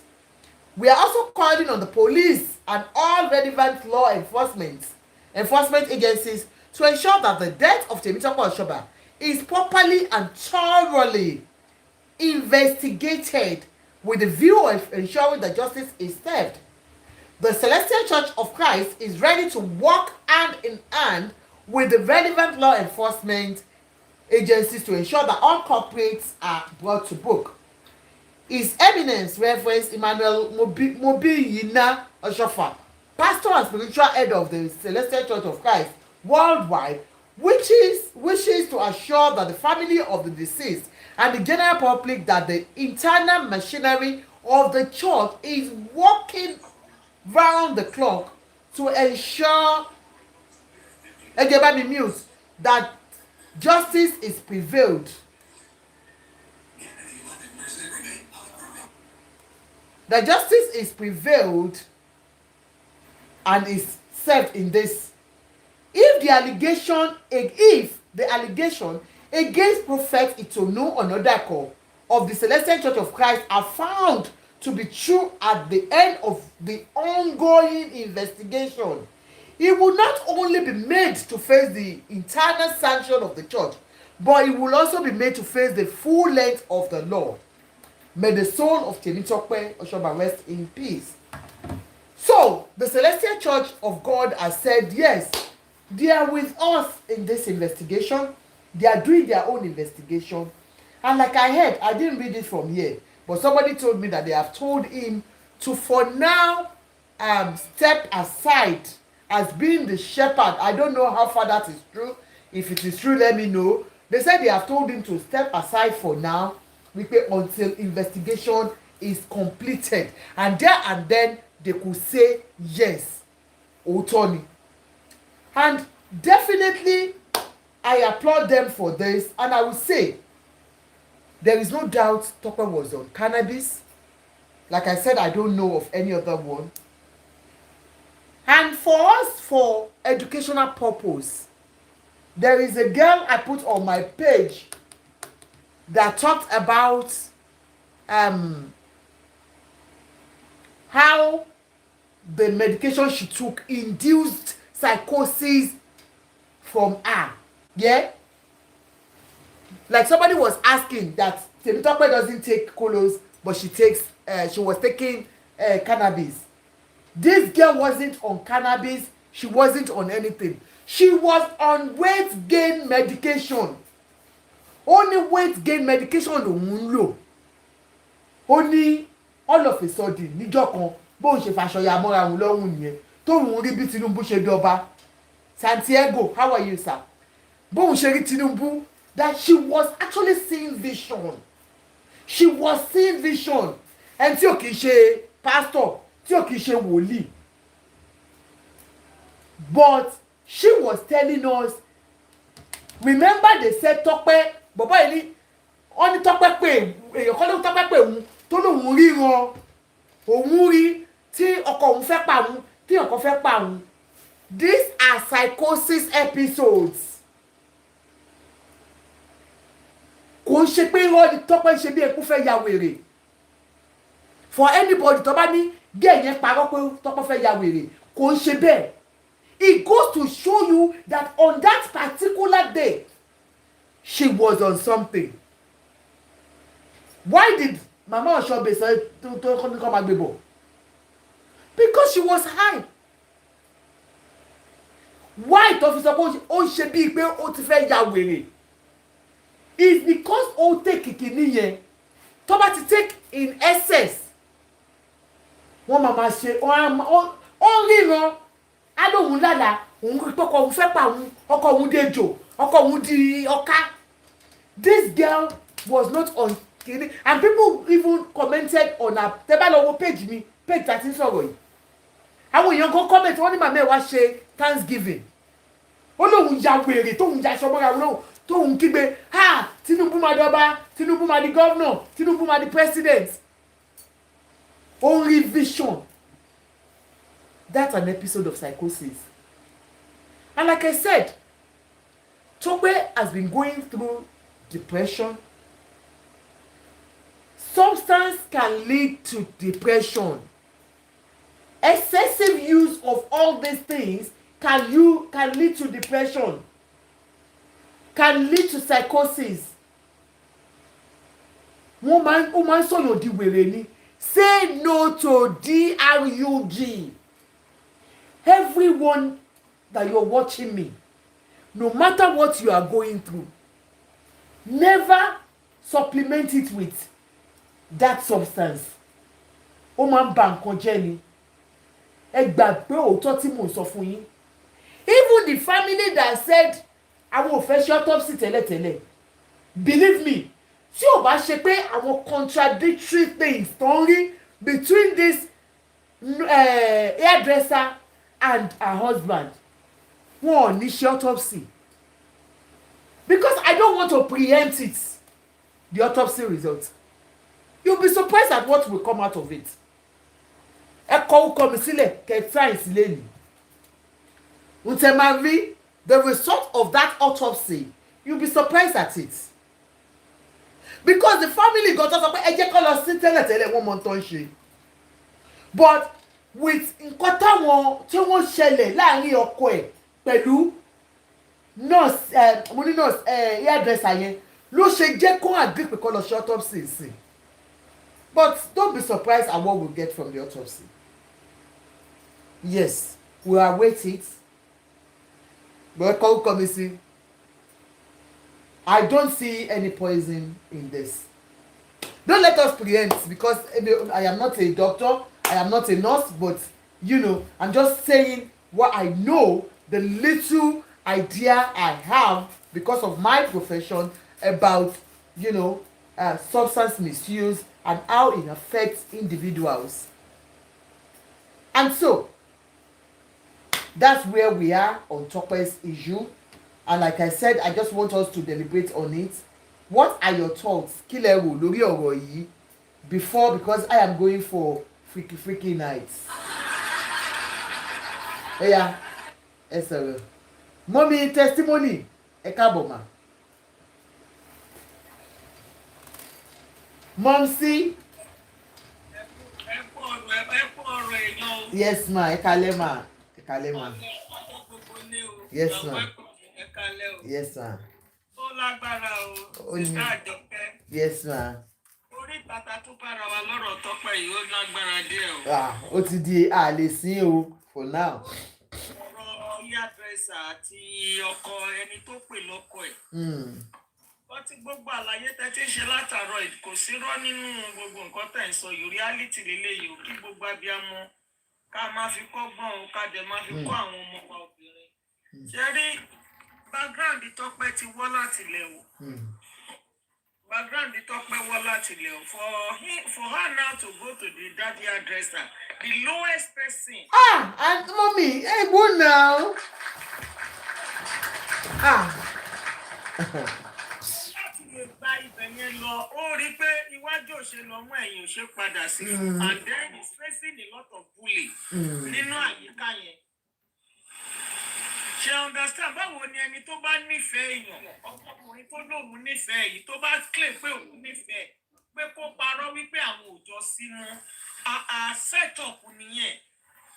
Kò lè ní ó ṣe máa ní kó parọ́ pàwọn ò jọ sí mọ́ tó ẹ pé lóòótọ́ ìfẹ́ òdodo ló wà láàrin wọn. Ó dẹ̀ rí pé ọmọbìnrin yìí ó ní issue. ṣe rí nǹkan tí èmi rí lọ́rọ̀ Tọ́pẹ́ ni pé ẹni tó bá ń lo drugs wọ́n ṣòro láti tail down wọ́n ṣòro gan torí tó bá mọ̀ pé ẹ fẹ́ tail òun down ó máa sá ni. bẹ́ẹ̀ni. torí pé ó fẹ́ máa fìdí habit ẹ̀ yẹn tó fi dẹni tó ń tọrọ 5,000 kí ni ó fẹ́ fi 5,000 ṣe. á dá fún yín. nítorí pé ara ẹ̀ ò ní balẹ̀ gbogbo ara ẹ̀ máa gbọ̀n ní tí ò bá mú kí ní ara ẹ̀ kò orí ò ní pé rárá. dẹ́ńtẹ́ bá dẹ̀ rí ó ti sún wọn láyìíká yẹn wọ́n mọ̀ọ́mọ̀ náà ti jáde ni because ẹni tó lo drug wọn kì í wà ibi tó bá ń gbé máa rí. ó máa rùn ní. ó bẹ́ẹ̀ máa rùn ní. self awareness máa ń lọ. obìnrin jẹ̀tú ni. self neglect ló kù. àwọn ọkùnrin tó bá ti jẹ́ pọ́kùnrin tó ń lo drug yìí sì á ní pé ó sì kóbìnrin kò tiẹ̀ jí láàárọ̀ lásán kó má fẹnu kó má wẹ̀ ó jẹ́ pé drug ló máa kọ́ ṣé mo á mọ̀ wọ́n bíbá yà and I work in mental home I know what I'm talking about here. ṣé ìgbà tí mo sọ yẹn yóò difficult fún anybody láti bá ẹni tó bá ti dé stage tó dé yẹn láti bá gbé but ó mọ̀ pé wá ìrànlọ́wọ́ wá sọ́dọ̀ òun ni ó rí gẹ́gẹ́ bí ẹni ó take advantage ẹni that I will be saying that ó take advantage ẹni ó dẹ̀ rí pé agbára wọn ò ká situation Tọ́pẹ́ wọn ó ti ń dójú ti àwọn ó dẹ̀ rí pé kò léèyàn kankan tó lè mú àwọn sí torí pé Tọ́pẹ́ ti fi rẹ̀ ṣe sàárà so gbogbo ẹ̀yin tẹ́gbẹ́ra yín ní celebrate náà tẹ́ ẹ̀ yọ kínní mu drug àwọn olówó ló wà fún tọ́rọ́wọ́ gidi tọ́jú ara wọn most of the president gan wọ́n lò ó ẹ má jẹ́ àtọ́ra wa. dáadáa. wọ́n dẹ̀ mọ bó ṣe ń maintain ẹ̀ kò sí fún àwọn olóṣù kò sí fún wọn tó ò ní jó jẹ gidi sára so situation Tọ́pẹ́ ti worst kọjá nǹkan tí wọ́n lè bá manage láyìíká yẹn mọ́ wọ́n wá fi bully wọ́n fi kún so ó realize pé wọ́n bully wọn kò dẹ̀ lè yọrọ ẹ̀ kúrò nínú nǹkan tó wà kò sí way out fún ló ṣe kó kúrò ńbẹ̀ ló ṣe gbọ́dọ̀ yá àdírẹ́sà lọ ó wò pé ó lè àṣírí òun lè bò bẹ̀ gbà tó tún débẹ̀ yẹn tán wọ́n tún ya fọ́tò ẹ̀ wọ́n tún fi ń ṣe yẹ̀yẹ́ even kéèyàn má lo drugs tó bá intimidate èèyàn tó ń bully èèyàn ó ti tó kórìyàn dàrú bully is a crime. It is. kéèyàn má lo drug rárá kó má ṣe kọ́kọ́ kó jẹ́ pé ẹni tó wà normal ni kókò ṣàdédé develop hatred fún ẹni yẹn kó má rojú tó ara ẹ̀ pé kí ni mo ṣe kí ló dé tó ń ya fọ́tò mi kí ló tó ń ṣe lè ìyẹn nìkan lásán psychologically ó máa affect ẹni yẹn ká má ṣe aṣọ pé ẹni tó ń lo drug tí ò wà capable in fact a lè sọ wípé kò sí in his right senses mọ́ láti lè sọ pé òun fẹ́ gbèjà ara òun àbí òun fẹ́ manage ara òun àbí òun fẹ́ tọ́jú ara òun kò sí nǹkan tó jọ bẹ́ẹ̀ fún un bọ̀ kí ló dé tí tó pè gbọdọ̀ àwọn èèyàn ẹ̀ lọ kí ló dé tí máa yẹn tó pè lọ́kọ̀ yẹn kò ṣe mú lọ sọ́dọ̀ àwọn èèyàn ẹ̀ ká tẹ̀ sọ pé ó ń dójú tì ẹ́ ó ń dójú tì yín kí ló dé tí ó ṣàmú àwọn èèyàn kan mú kí ló dé tí wọn ò mú lọ kọ́ mu kan síbẹ̀ mi ò mọ̀ bóyá mò ń sọ̀rọ̀. ẹ ká ọ̀rọ̀ ọlọ́gbọ́n ni mọ́mì at least. situation tó pẹ́ mọ́ at least àwọn èèyàn tó mọ̀ mọ́ àwọn ọ̀rẹ́ ẹ̀ tó mọ̀ mọ́ kí ló dé tí kò pè wọ́n. ó ṣe wá jẹ́ wípé ikú ẹ̀ lọ́kọ̀dẹ̀ wá já sí kú. so tá bá wo gbogbo bí ọ̀rọ̀ Tọ́pẹ́ ṣe wá lọ yìí nàìjíríà ẹ má jẹ́ ká tọra wa ọ̀rọ̀ yìí máa lọ́ọ̀gì gan nítorí pé àwọn kan máa pọ̀ torí àdírẹ́sà náà máa sọ tẹnu ẹ̀. báwo ló ṣe wá jẹ́ wípé ọ̀nà nọ́mbà ló pọkọ imagine. kí wọ́n àwọn dá ọ̀nà nọ́mbà tó fi ń pera wọn yẹn kí ni reason fún. ó ṣàtì ó communicate pẹ̀lú ẹni tó pè lọ́kọ ẹ̀ tẹ́lẹ̀tẹ́lẹ̀ wá ẹ̀tọ́ tún lo ọ̀nà nọ́mbà. adàfún yín. what is behind that? gbogbo wa la mọ̀ pé téèyàn bá fẹ́ ṣe nǹkan kan tí ò fẹ́ kéèyàn mọ̀ pa ẹ̀ òun ló máa hide behind the curtain kí ló dé tó lo ọ̀nà nọ́mbà tó fi pè é ṣe mọ̀ pé ó nídìí ká kọ́ find out yẹn. bẹ́ẹ̀ni. so kí ló dé tó dé pé ìgbà tí Tọ́pẹ́ tó wá rí i pé àbóyá situation Tọ́pẹ́ náà kò wà bóun ṣe expect o ẹ̀gbọ́n yìí tó wọ́ rìn wá sọ́dọ̀ mi tó dẹ̀ ti di báyìí kí ló dé tí òkùnkùn wá sọ pé òkè òkùnkùn tó wà ń bẹ̀ ni pé olùṣọ́ ẹ wá mú ìyàwó yín kúrò lọ́dọ̀ mi àbí kó fúnra rẹ̀ kó mú lọ padà síbẹ̀. so kí ló dé mọ nǹkan tó ń ṣe tó fi lè sọ fún wípé títọ́ pé fi lè mọ̀ pé wọ́n sọ wípé ó máa tó kú. Kí ló fa gbogbo àwọn ẹṣẹ̀ mọ̀ kí ló fa gbogbo àwọn adé jù sí títì. Wọ́n á dẹ̀ jù sí títì. So nǹkan tẹ́mi fẹ́ mọ̀ ni pé ṣé evidence ọ̀rọ̀ yẹn wà tí wọ́n lè rí proof wípé wọ́n sọ bẹ́ẹ̀. Tí a bá rí evidence ọ̀rọ̀ tó ń sọ yìí pé wọ́n ní kò ní pẹ́ kú then wọ́n kọ̀ jù sí títì. Ọtí tó bá lè fa check yẹn tó mọ̀ pé lóòótọ́ ni that means between that hairdresser and the so-called husband wọ́n máa need láti call wọn into question. Mi ò rí bí téèyàn ti máa ń sọ bẹ́ẹ̀ yẹn fẹ́ni tí ò tí kú pé kò ní pẹ́ kú. Báwo làwọn ṣe mọ̀ pé kò ní pẹ́ kú? Ká bá lè rí òdodo bẹ̀yẹn dì mú pé ayé ẹ̀sọ́ ó sọ bẹ́ẹ̀ o recording ni ẹ̀ wà o in fact àwọn méjì yẹn àti Tope àti hairdresser wọ́n máa ní nǹkan ṣe pẹ̀lú statement yẹn á jẹ́ pé ibi tẹ́mi ìmọ̀ dúró nìyẹn. Thank you, mommy. Mommy, ẹ má dùn mà ẹ má dùn ẹ pé kí ẹ jẹ́ kọ́ mi pẹ̀lú pẹ̀lú pé tó bá pé wọ́n ní evidence yẹn ṣe rí oh my God. Ṣé wàá okay sis? Nǹkan tí mo ṣe sọ bẹ́ẹ̀ ni pé ṣe mọ̀ pé gbogbo nǹkan tá a bá máa sọ láyé yìí tí ìṣẹ̀lẹ̀ báyìí bá ṣẹlẹ̀ ó gbọ́dọ̀ base lórí òògùn. Evidence based. Evidence yẹn gangan ni kókó ó gbọ́dọ̀ base lórí pé yes ọ̀rọ̀ yìí tó sọ yìí tá a bá fa kẹ̀kẹ́ orí bẹ́ẹ̀ tó bá rí bẹ́ẹ̀ àwa bí amọ́wà bíbá yìí náà a máa tún pariwo síta wípé sí àwọn méjèèjì lẹ́sẹ̀. Wọ́n ẹ̀jọ̀ ẹ má bínú máa kọ́ ọ̀kan wọlé ṣe rí ìyẹn mo kàn fẹ́ kọ́ mi ní mo máa pọ̀ sísìn ṣe rí ìgbà tó ti kú gbàrà táwọn ẹbí ẹ̀ tiẹ̀ ti ní pé kọ́ lọ sí ní voice note kan ti jáde ṣé o ti yẹ ìmọ̀ nǹkan ti jáde pé ọmọbìnrin ẹ̀ kọ́ máa sí o wípé kórópè tó gbé wọn ló sọ nǹkan báyìí fún wọn pé oní lady tó ń bá ṣerun àtọkọ ẹ̀ wọ́n mẹ́kọ̀ ọkọ̀ mẹ́kọ̀ every time níbo lẹ ti dé báwo ló ṣe ṣe that guy said oníkórópè yẹn ló wá sọ ńgbà tí wọ́n dé ọ̀dọ̀ ọlọ́pàá tí Tọ́pẹ́ bẹ́ jáde conversation wọn ó ń kọ correct and ìyẹn bẹ́ẹ̀ máa yẹn jáde voice note yóò dẹ̀ dùn ní akíìmù play ẹ̀ pé àwọn èèyàn tiẹ̀ ń play ẹ̀ pé kọ́ má sí o pé because kórópè tó gbé ó ní ọkọ̀ ẹ̀ ń pè back to back pẹ̀lú lady yẹn tẹ́ bá tún wá wò ó akim tún wá sọ mo máa ń wo show akim yẹn because ọ̀rọ̀ Tọ́pẹ́ yẹn tó bá ti jọ́rọ̀ Tọ́pẹ́ mo máa wà ń bẹ̀ yẹn pa ni because ọ̀rọ̀ ikú ọmọ yẹn ó dùn mí gan akim tún wá sọ pé there is another voice note tó ti play rárá tó fi mọ àwọn ará Celestial yẹn tọ́jú wọn gangan wọ́n ní tẹ́bárí tí ẹ̀ voice note àwọn ará tọ́jú wọn ó yapa wípé tí wọ́n sẹ́ni pé ọkọ ẹ̀ ń bá lẹ́dí onírun yẹn sùn. Wow. Nǹkan táwọn ẹbí ẹ̀ ṣe tó ẹ̀ka ìnìyẹn. Wow.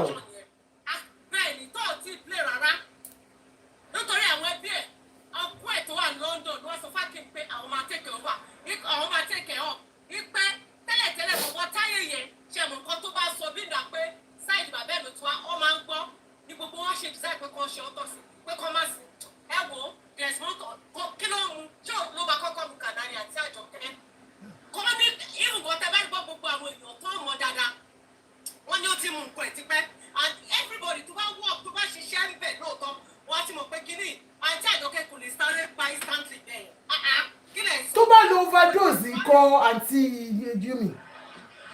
Canaz yẹn àti Àjọkẹ́ kò sáré pààyàn bẹ́ẹ̀ yẹn. Anything, no, don't encourage it. Ẹ má sọ pé kò ń pààyàn. Anything overdose can kill.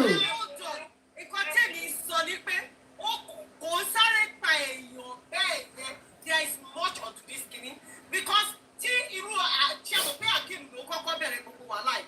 Bẹ́ẹ̀. To the extent ní sí pé ọmọ yẹn sọ nínú ṣó ẹ̀tọ́ ṣe lánàá àbí ìjẹta tí mo wà bẹ́ẹ̀ lóòrùn ni mo ló jí. Ó ní wọ́n wá ti lọ sí ní ìsúnwọ́n ìṣẹ̀mọ̀ pé wọ́n máa lọ bá ọba Ìpẹ́rù. Àwọn fámìlì yẹn wá ti wá bá ọba Ìpẹ́rù sí nígbà kan sọ fún Akeem kó má sọ ń pa ẹ̀ mọ́ pé because kìíní yẹn ti wá bó ṣe ń sọ ń pa ẹ̀ ìgbà yẹn làwọn fámìlì wá pé àwọn fámìlì yẹn pé ọba Ìpẹ́rù ní òun ò lè sọ fún wọn ọmọ òun ni ọmọ Ìpẹ́rù ní màmá ẹ̀ náà báwo ṣe máa ní kó má sọ ń pa ẹ̀ ẹ lọ gbọ́ interview màmá yẹn lénìí. Màmá tún ni.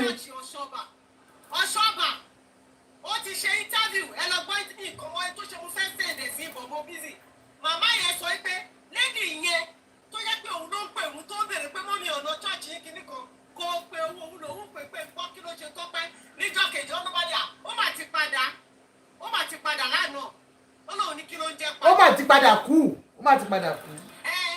ó mà ti padà kú ṣé ẹ mọ̀ mọ́mí there is motion nítorí pé Akeem ní tó bá gbé wọn play voice note tó wà ń tà ń sìn ó ní àwọn èèyàn máa lọ sun church yẹn ni wọ́n mi go ahead ó ní wọ́n máa lọ sun church yẹn wọ́n máa débẹ̀ wọ́n máa da petrol wọ́n ní àwọn ará church yẹn gbogbo ló máa ń ju voice note lẹ́sìn.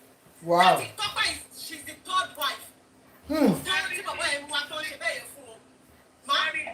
èmi sì insist lórí wípé ká ní evidence of gbogbo ọ̀rọ̀ yìí tó bá jáde tó bá yẹ pé òótọ́ wà nú ẹ̀ kò sí nǹkan tó ní kó má release justice là ń wá fún Tọ́pẹ́ tó bá rí bẹ́ẹ̀ kì í ṣe òun ló máa kọ́kọ́ fagbó kò dẹ̀ ṣe òun ló máa fà láàfin wọ́n lọ má jẹ́ kí àwọn ọmọ wa kọ́ kọjá àyè wọn ni. àmì ò Jésù tí èmi wọ́n kò fà. fún àdúgbò tí mò ń sọ fún àjẹ́ àjọkẹ́ ni ẹ̀wọ́n mi pé igbó àwọn èèyàn bíbá wọn fi ń ẹni sùúrù ẹni sùúrù kì í ṣe nǹkan tó dáa ní pé kọ́ mo máa fagbó kò ń ṣe nǹkan tó dáa torí pé wọn ò ní mọ límìtì nǹkan tó yẹ kàn mọ́ á ní kì í ṣe nǹkan tó jẹ́ kó tó tiẹ̀ tọ́ sẹ́gẹ̀ èèyàn láti máa ṣe fẹ́ bọ́tà ti gbà pé ó ń ṣe ó dẹ̀ pọ́sibú kò yẹ pé ó ti ṣe kinní yẹn excessively nǹkan mi lè kún ọ ọ̀tọ̀ òun fúnra rẹ̀ ó ti fi chance sílẹ̀ láti pé kọ́lé addiction yẹn.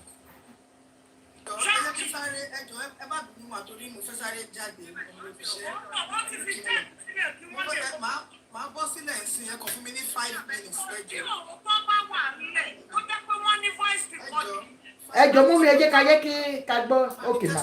ẹjọ́ ṣe rí nǹkan tó ṣe Tọ́pẹ́ yìí ó ṣe àbúrò ọkọ mi ṣe rí day one tí wọ́n ti analyse ọ̀rọ̀ Tọ́pẹ́ yìí ni mo ti ń wá ẹni tí ó máa sọ̀rọ̀ bíi mọ́mí Nàìjíríà mi ò rí lórí TikTok so wọ́n lọ sórí péjì kan mo sọ wọn náà nìkan tí wọ́n sọ pé ó yàtọ̀ sí nǹkan tó ṣe Tọ́pẹ́.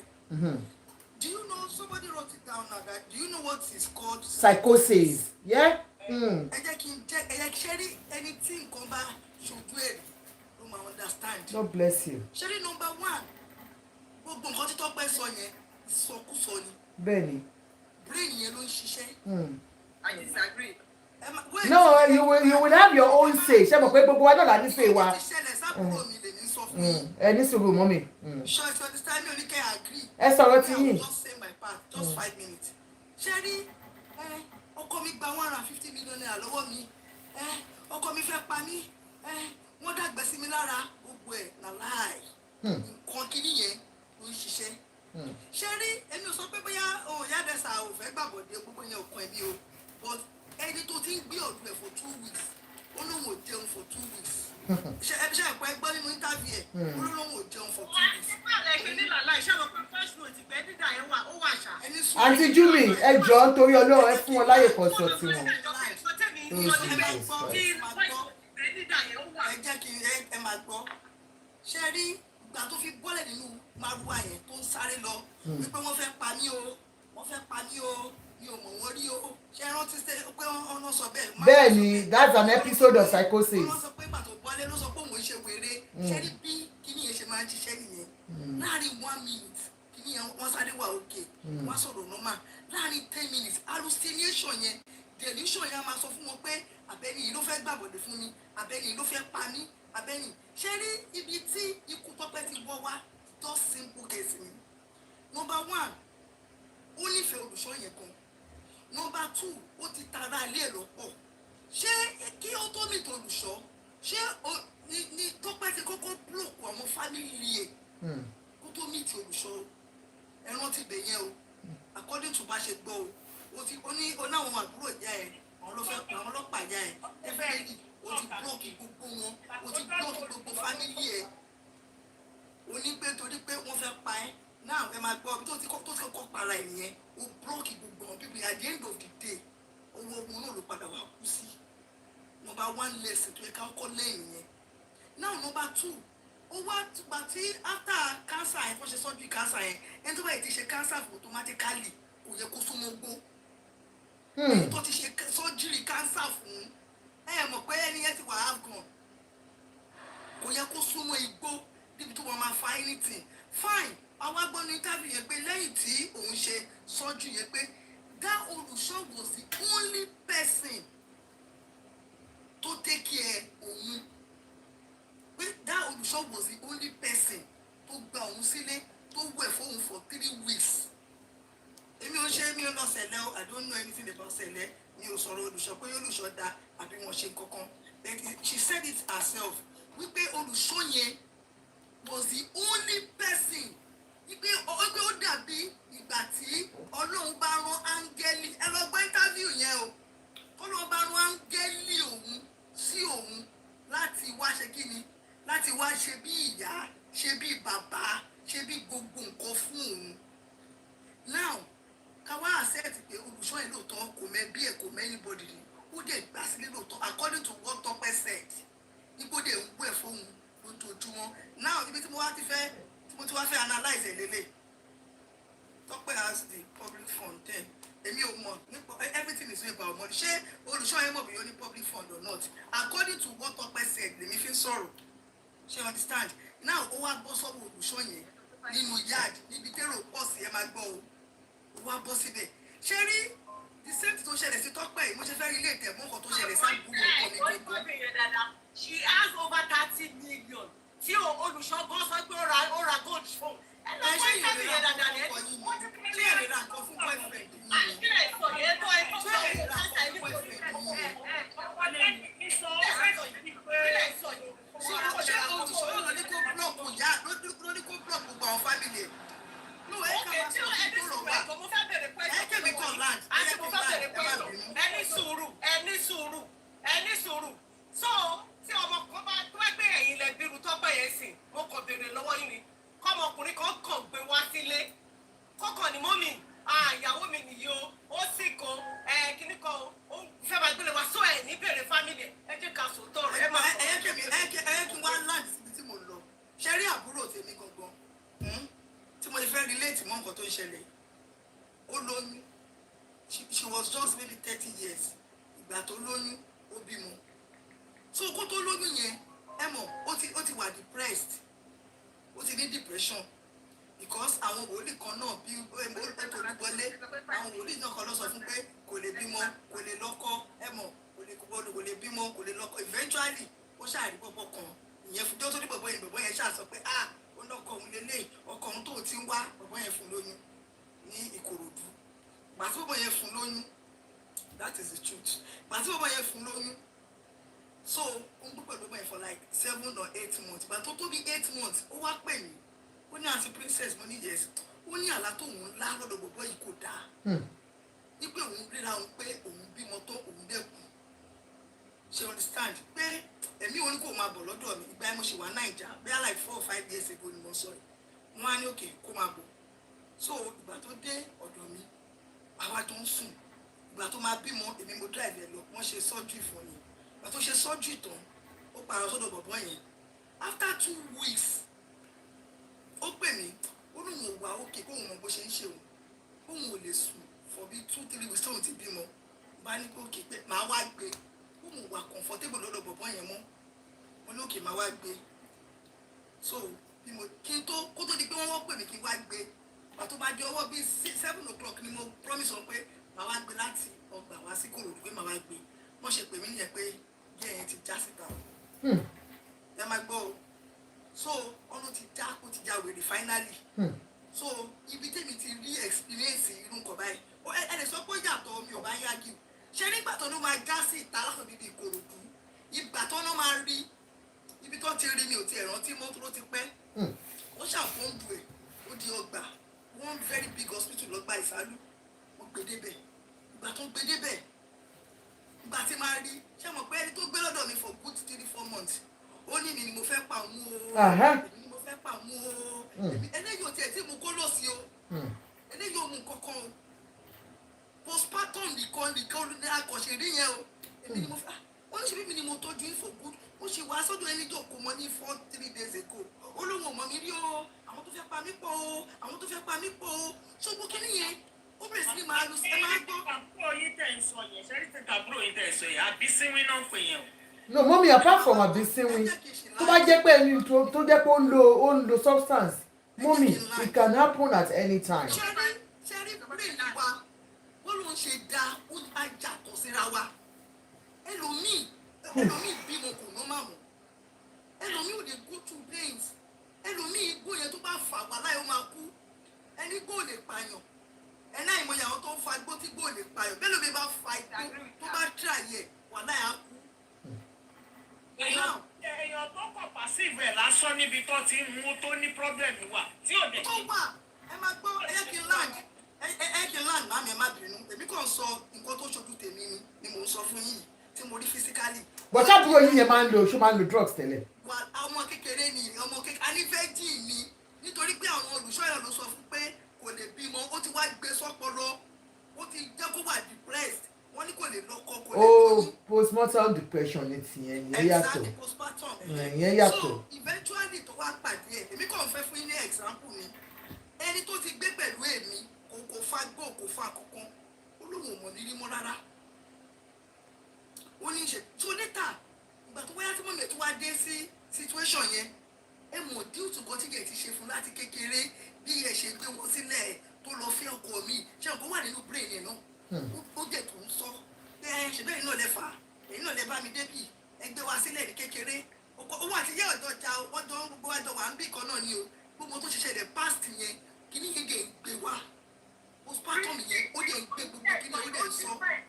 ó difference intention yẹn ó difference mo ń bọ̀ it's totally different totally ẹni kí wọ́n mi fún yín ní excuse me it's totally different let me tell you the fact it's totally different check mama it's totally different it's totally different to Tope's case please it's totally different ṣé nǹkan tí mo sọ yẹn yìí ẹ má sọ Tope's case with ẹni tó bímọ àbí sí where everybody knows that ó yàtọ̀ sí ẹni tó jẹ́ pé ó fi gbogbo ayé gbogbo nǹkan tó fún ó gbélé ọkùnrin lọ́wọ́ and nígbà tó wó tán there is pé máa lọ ẹ tí jẹ́ kí n land ó níbi tí mo ṣì ń bọ̀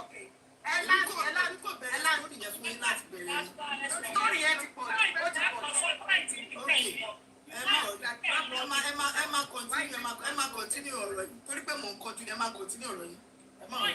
tẹ́ bá lọ ní kẹ́kọ̀ọ́ fún wa torí pé ṣe rí tí bá bẹ̀rẹ̀ láti bẹ̀rẹ̀ ṣé wá rí ibi tí mo lọ nílé ẹ jẹ́ kí n kọ̀ round up láàrin 5 minutes so ìgbà tó yá àwọn kan sọ pé àbísínwín bẹ ṣe sọ wọn lábísínwín ni àwọn kan ní nàláì kò ṣàbísínwín wọn ní bọ̀bọ̀ yẹn ibi tí mò ń lọ gangan lélẹ̀ wọn ní bọ̀bọ̀ yẹn ló ló ń kọ fún that is where I'm going. nọ́ọ̀sẹ̀sì táwọn Yorùbá táwọn Nàìjíríà máa ń ṣe nọ́ọ̀sẹ̀sì burúkú ní gbogbo yẹn bọ̀bọ̀ yẹn ló ń kọ fún. ẹ máa gbọ́ ó náà ni mò ń sọ ṣé rí ohun tí wọ́n lọ ní bọ̀bọ̀ yẹn ló ló ń kọ fún mi ní òkè fine. ní àlàbúrò tí bọ̀bọ̀ yẹn fẹ́ gbà kan lọ́wọ́ ẹ̀ ní ṣé ó kọ́lé kan tí bọ̀bọ̀ yẹn fẹ́ gbà lọ́wọ́ ẹ̀ ní àbí mo bá gbéra ṣé wọ́n rí ibi tí mo wá fà I'm gonna tell you fact ẹjọ ẹni sùn princess I'm gonna tell you fact tí àwọn èèyàn bá fún àwọn family Tope ní tangible evidence I'm telling you tangible evidence wọ́n máa lọ sí ọmọ yẹn ìgbà tó rí nǹkan tó tẹ́ wọn lọ́rùn not to postpone bẹ́ẹ̀rì àyẹ̀ ẹ jẹ́ ká gbà bẹ́ẹ̀. bẹ́ẹ̀ni. of course Tope ti tara ẹ̀ lọ́pọ̀ yes Tope ti tara ẹ̀ dànù yes. ó ti tara ẹ̀ dànù ó ti tara ẹ̀ lọ́pọ̀ wẹ́ẹ̀ tí ó fi dé prayer dresser yẹn ṣé ní kẹsẹ̀ ní sọ ẹ jẹ́ kí wá sáyé round up láàrin 5 minutes ẹ má bínú ó níbi tí mo ṣì ń lọ just 2 minutes ẹ má bínú. torí mọ́mí Esther fẹ́ sọ̀rọ̀ ẹjọ́ tẹ bá sáré ra dọ̀ láàrin 2 minutes so gẹ́ẹ̀ yẹn wá sọ ẹ wá gẹ́ẹ̀sì kan tó wá ń sọ ó wá ṣàbẹ̀ sí ní pariwo ọkọ ó lè jẹ́ ó kéèsì ẹ̀ lè yàtọ̀ fine but ibi tí mo ṣì fẹ́ arrive lélẹ̀ ó ṣàbẹ̀ sí ní pariwo ọkọ mi ni o ẹ bá mi wọ́kọ mi o ọkọ mi nìkan náà ni o ẹ bá mi wọ́kọ mi o ẹ bá mi wọ́kọ mi bá gbéra bá lọ wá bọ̀bọ̀ yẹn wá bẹ̀rẹ̀ sí ní sọ oríṣiríṣi excuse ibi iṣẹ́ ni wọn fóun láyè òun ò lè wá wò ta ló wá fẹ́ wo wèrè ta ló wá fẹ́ wo wèrè ta ló gbàdúrà pé kò ní àbúrò obìnrin àbí ọmọ òun obìnrin kí àbí ọmọ òun ọkùnrin kó máa lọ kẹ́mọ̀ mo ṣáà bínú mo bá drive lọ mo bá lọ gbé bọ̀bọ̀ yẹn mo ní pé definitely kí gay tó lè máa pe orúkọ ẹ ó ti lo nǹkan fún ni máa gbé débẹ̀ màá tí mo gbé dọ́dọ̀ àbúrò mi yẹn ó ṣe bí báyìí ẹ mọ̀ ẹni tó ti ya òrè tó yẹ pé kò wọ pátá kò wẹ̀ kò fọyín gbogbo ara ló ń rùn ló bá sáré lọ́mọ àbí sẹ́wìn náà ló bá sáré lọ́mọ gáà yẹn pàtó lọ́mọ gáà yẹn ó ṣàbẹ̀ sí ní fọwọ́ pa ní gbogbo wá ṣà ń wò ló bẹ̀ sí ní fọwọ́ pa lórí ló bẹ̀ sí ní fọwọ́ pa nínú ó nífẹ̀ẹ́ ayé mi o kò rántí ọmọ tó bí gan mọ́ o kò rántí ọmọ mọ́ wọn kò rọ́mọ mọ́ o. pẹ̀lú àdìsíwì nìyẹn màdàmú yẹn oníkọ̀ọ́kọ́ ṣe pẹ̀lú sítórì Tọ́pẹ́ rárá èyí tẹ̀ ń sọ yìí bí tẹ̀ ẹ́ àrà ìlú kò tiẹ̀ bá ọ̀rọ̀ Tọ́pẹ́ lọ rárá it's a different case entirely. ọ̀rọ̀ tá Tọ́pẹ́ yàtọ̀ sí irú àbúrò yẹn Tọ́pẹ́ ṣẹ̀ṣẹ̀ liberated and he has the money. ẹsẹ̀ ló fi rìn lọ sọ́dọ̀ olùṣọ́nà ó ṣe rí pé wọ́n gbé débẹ̀ ó lè wá dẹni tó jẹ́ pé wọ́n gbé pamọ́ káàkiri tó tún ta. I think what mommy recorded that people say I'm thinking láti sọ because I talked about psychosis. tó bá tẹ̀ jẹ́ pé situation ẹ̀ wọ́n sì débẹ̀ tó ẹ jẹ́ pé lọ́ọ́ yá dẹ́sà ló wà kí ló dé tí máa ìkọ́ báyọ̀ ò lè sọ pé òkè ó sì láwọn family tó kí ẹ̀ nípa ẹ̀ I will take you family. ẹ má bínú pa mi nǹkan tí mi kò ṣàfẹ́ràn dọ̀ ni pé ṣe rí psychosis gbogbo nǹkan tó display that is the symptoms any mo lè sọ fún yín 100 ẹ̀gún gbá research ẹ̀ anywhere anybody ò lo anything fún anybody.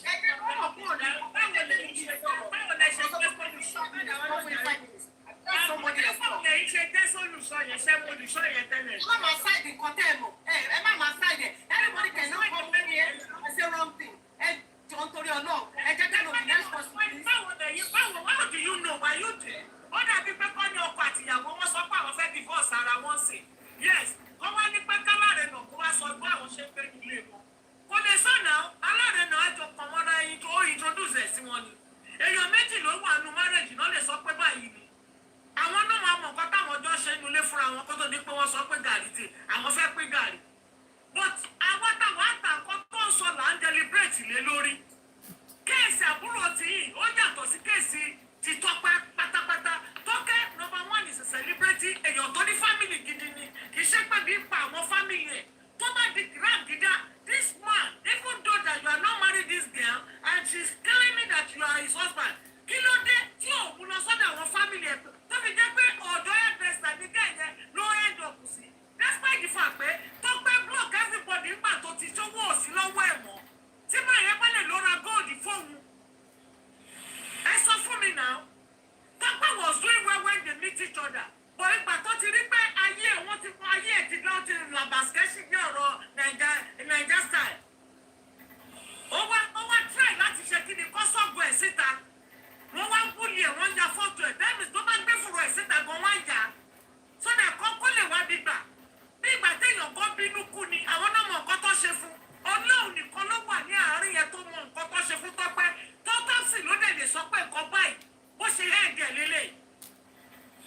Kẹ́gbọ́n ní anybody lè mú gbó igbó ṣe nǹkan tó máa fi encourage yàn èèyàn lọ títí kan gbóòórùn ẹ̀ ó sápá yàn lórí. Kàmá ìṣẹ̀wá sọ wípé nítorí ó mú gbó yé ẹ̀sà mọ̀ pé ó mú gbó. Ìgbà tó wá mú gbó yẹn tó mọ̀ pé ò ní ìdí ẹ̀ mọ̀. Kò ṣe lọ wá sẹ́nu ọ̀nà àwọn tó mọ̀ pé àwọn èèyàn ẹ̀ ni. Èmi náà mi ò believe pé wọn ò ní ọwọ́ nínú ikú Tọ́pẹ́. That's my whole point. Ẹ ṣé ma ẹ ṣé aunty princess thank you ma. Sorry sir I wanted to thank you. Mommy Esther.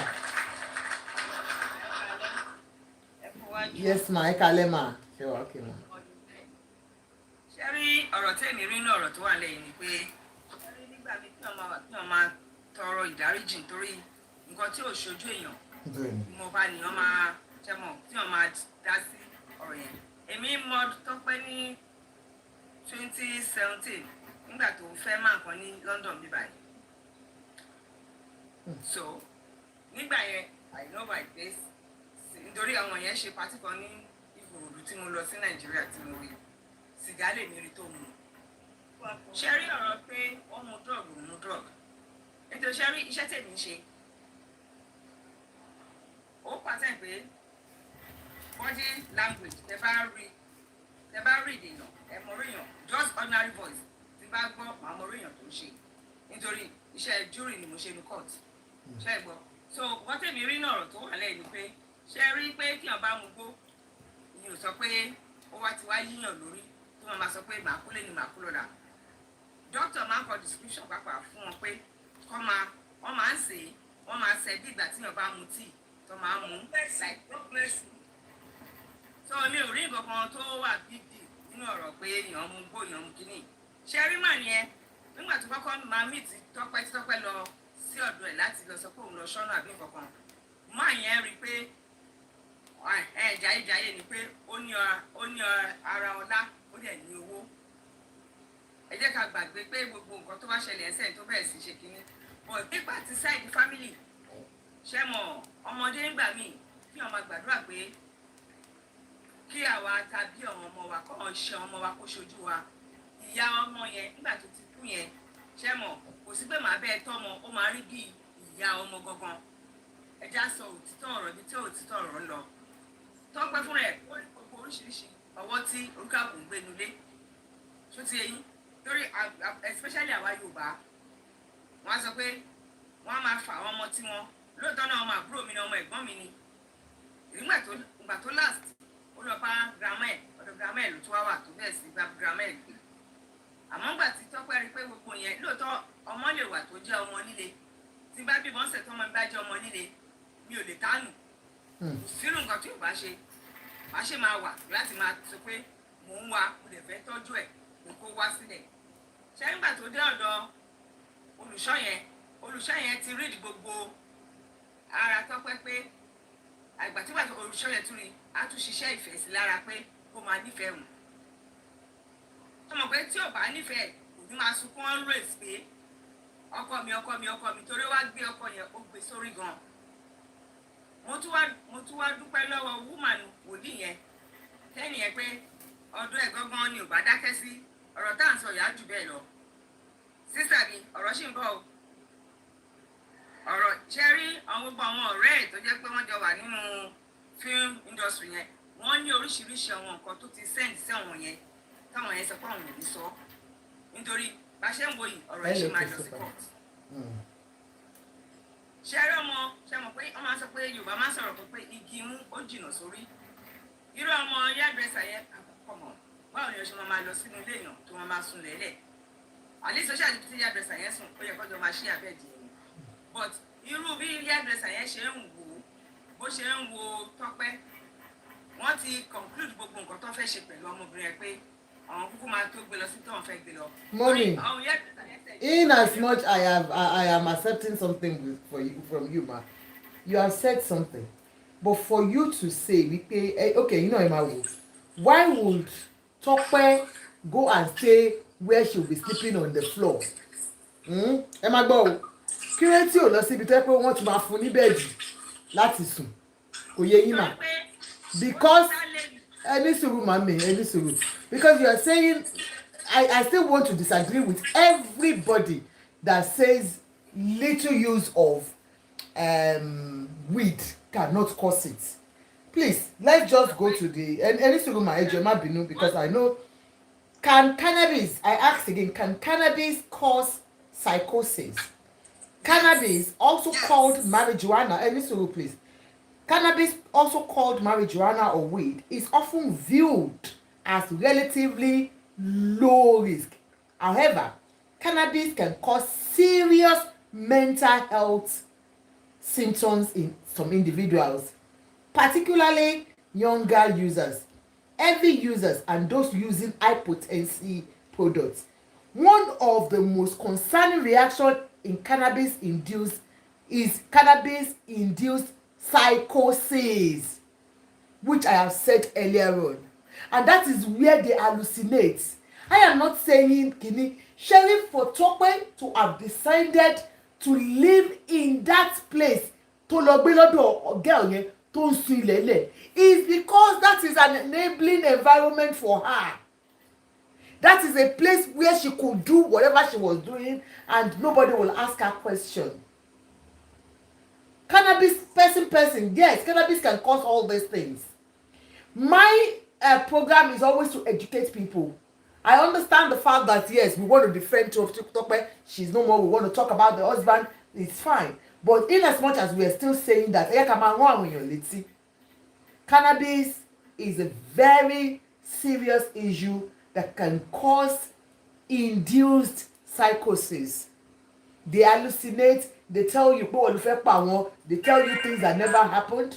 So that's what I'm saying, ma. So you can go on, ma. èmi mọ̀ pé ó máa ń cause mental health tó bá ti pọ̀ jù nínú system yàn ṣe mọ̀ pé òun ti wá mú bí ìgbà tíyàn bá ní àwọn medication tíyàn máa mú every 4 hours or 5 hours nítorí ó depend bó ṣe máa mú. tó tún fi ń tọrọ 5,000 10,000 naira you can imagine when she had the money òun làwọn yẹn ṣe lè lè ṣọmọ wọ́n try wọ́n gbà á mọ́ra because owó yìí wà lọ́wọ́ ẹ̀ gbà yẹn kò ní disturb wọn ó lè rà á kó mú kó ṣe kọ́kọ́ ṣe bí pé òun ò rí gan kó pretend ó ló máa wasted ó lè bá wẹ̀ fún tó bá ti wasted tán torí owó yìí wà lọ́wọ́ ẹ̀ bọ́ba tí ò sówó mọ́ ló máa kanra mọ́. ọ̀gá tí ó bá sówó lọ́wọ́ ọkùnrin ó láti ó máa change sí nítorí ọkùnrin yẹn náà gbà pé ti rí níjọ́ yẹn náà pé but nǹkan tó wá sùn èké mo rí tọkùnrin yẹn ṣe jọ yẹn ni pé kò wà ìmọ̀ ṣẹ́mọ̀ pé èèyàn kú ajá ilé èèyàn pàápàá bá kú ṣẹ́mọ̀ ẹ ti rí body language ẹ pé kò wọ́rì òun ò mọ̀ pé gbogbo ọ̀rọ̀ yìí máa di pé àwọn èèyàn bẹ̀rẹ̀ sí fa gbogbo kíní èèyàn kàn rí pé bó ṣe kú yẹn wọn family ṣe sọ pé àwọn á lọ sí ṣàwọn ẹsẹ̀ nítorí nígbà tí mi gbọ́ interview tí òní yẹn sọ pé bàbá bọ̀ yẹn pàápàá wọn láti fún wọn nọ́mbà ní pé kán pe family so mí pé wọn ò tiẹ̀ tí lọ sí family yẹn wọn tí lọ rí wọn. bẹ́ẹ̀ni. ó dẹ̀ that is very bad. And Shemo, I know everybody is saying pé ọ̀rọ̀ yìí náà lọ kóòtù máa ṣe tó bá ṣe ẹ jẹ́ kí n sòótọ́ fún yín tó bá ṣe autopsy tó bá determine pé substance wà nínú ẹ̀ heavy drugs kò sí kọ̀ọ̀kan tó máa ṣe ẹ fi ẹ̀ka sòótọ́ fúnra wa tó bá rí i pé kinní wà bẹ́ẹ̀ of course olùṣọ́ lack ó ṣe àwọn nǹkan tí ò dáa but ṣé lóòótọ́ ló lo drugs níjọ́ yẹn or not gbogbo ẹ̀ ló máa wò ó so ẹ ṣé gan ma thank you very much ma ẹ jọ Mr. Yomi Benson àbí tani next. èmi ni o. all right ma ẹ sọ̀rọ̀ ma. ẹ jẹ́ kí n sáré sọ point mi. ẹ sọ̀rọ̀ ma. ẹ kà lẹ́ ma. yes ma. ẹ jọ ma nǹkan tẹ́mi kan fẹ́ sọ mo ní wípé ẹ ti sọ̀rọ̀ lẹ́ẹ̀kan because ṣé ilé tá a bá ní pé ká wo kínní yẹn mi mọ ẹ̀kan tí mo rí Tọ́pẹ́ láyé bíi ti ẹ̀mọ́ ipò ọmọ Ìgbò ni mo máa ń pe Tọ́pẹ́ tẹ́lẹ̀tẹ́lẹ̀. mi máa sọ broken. ọmọ Ìgbò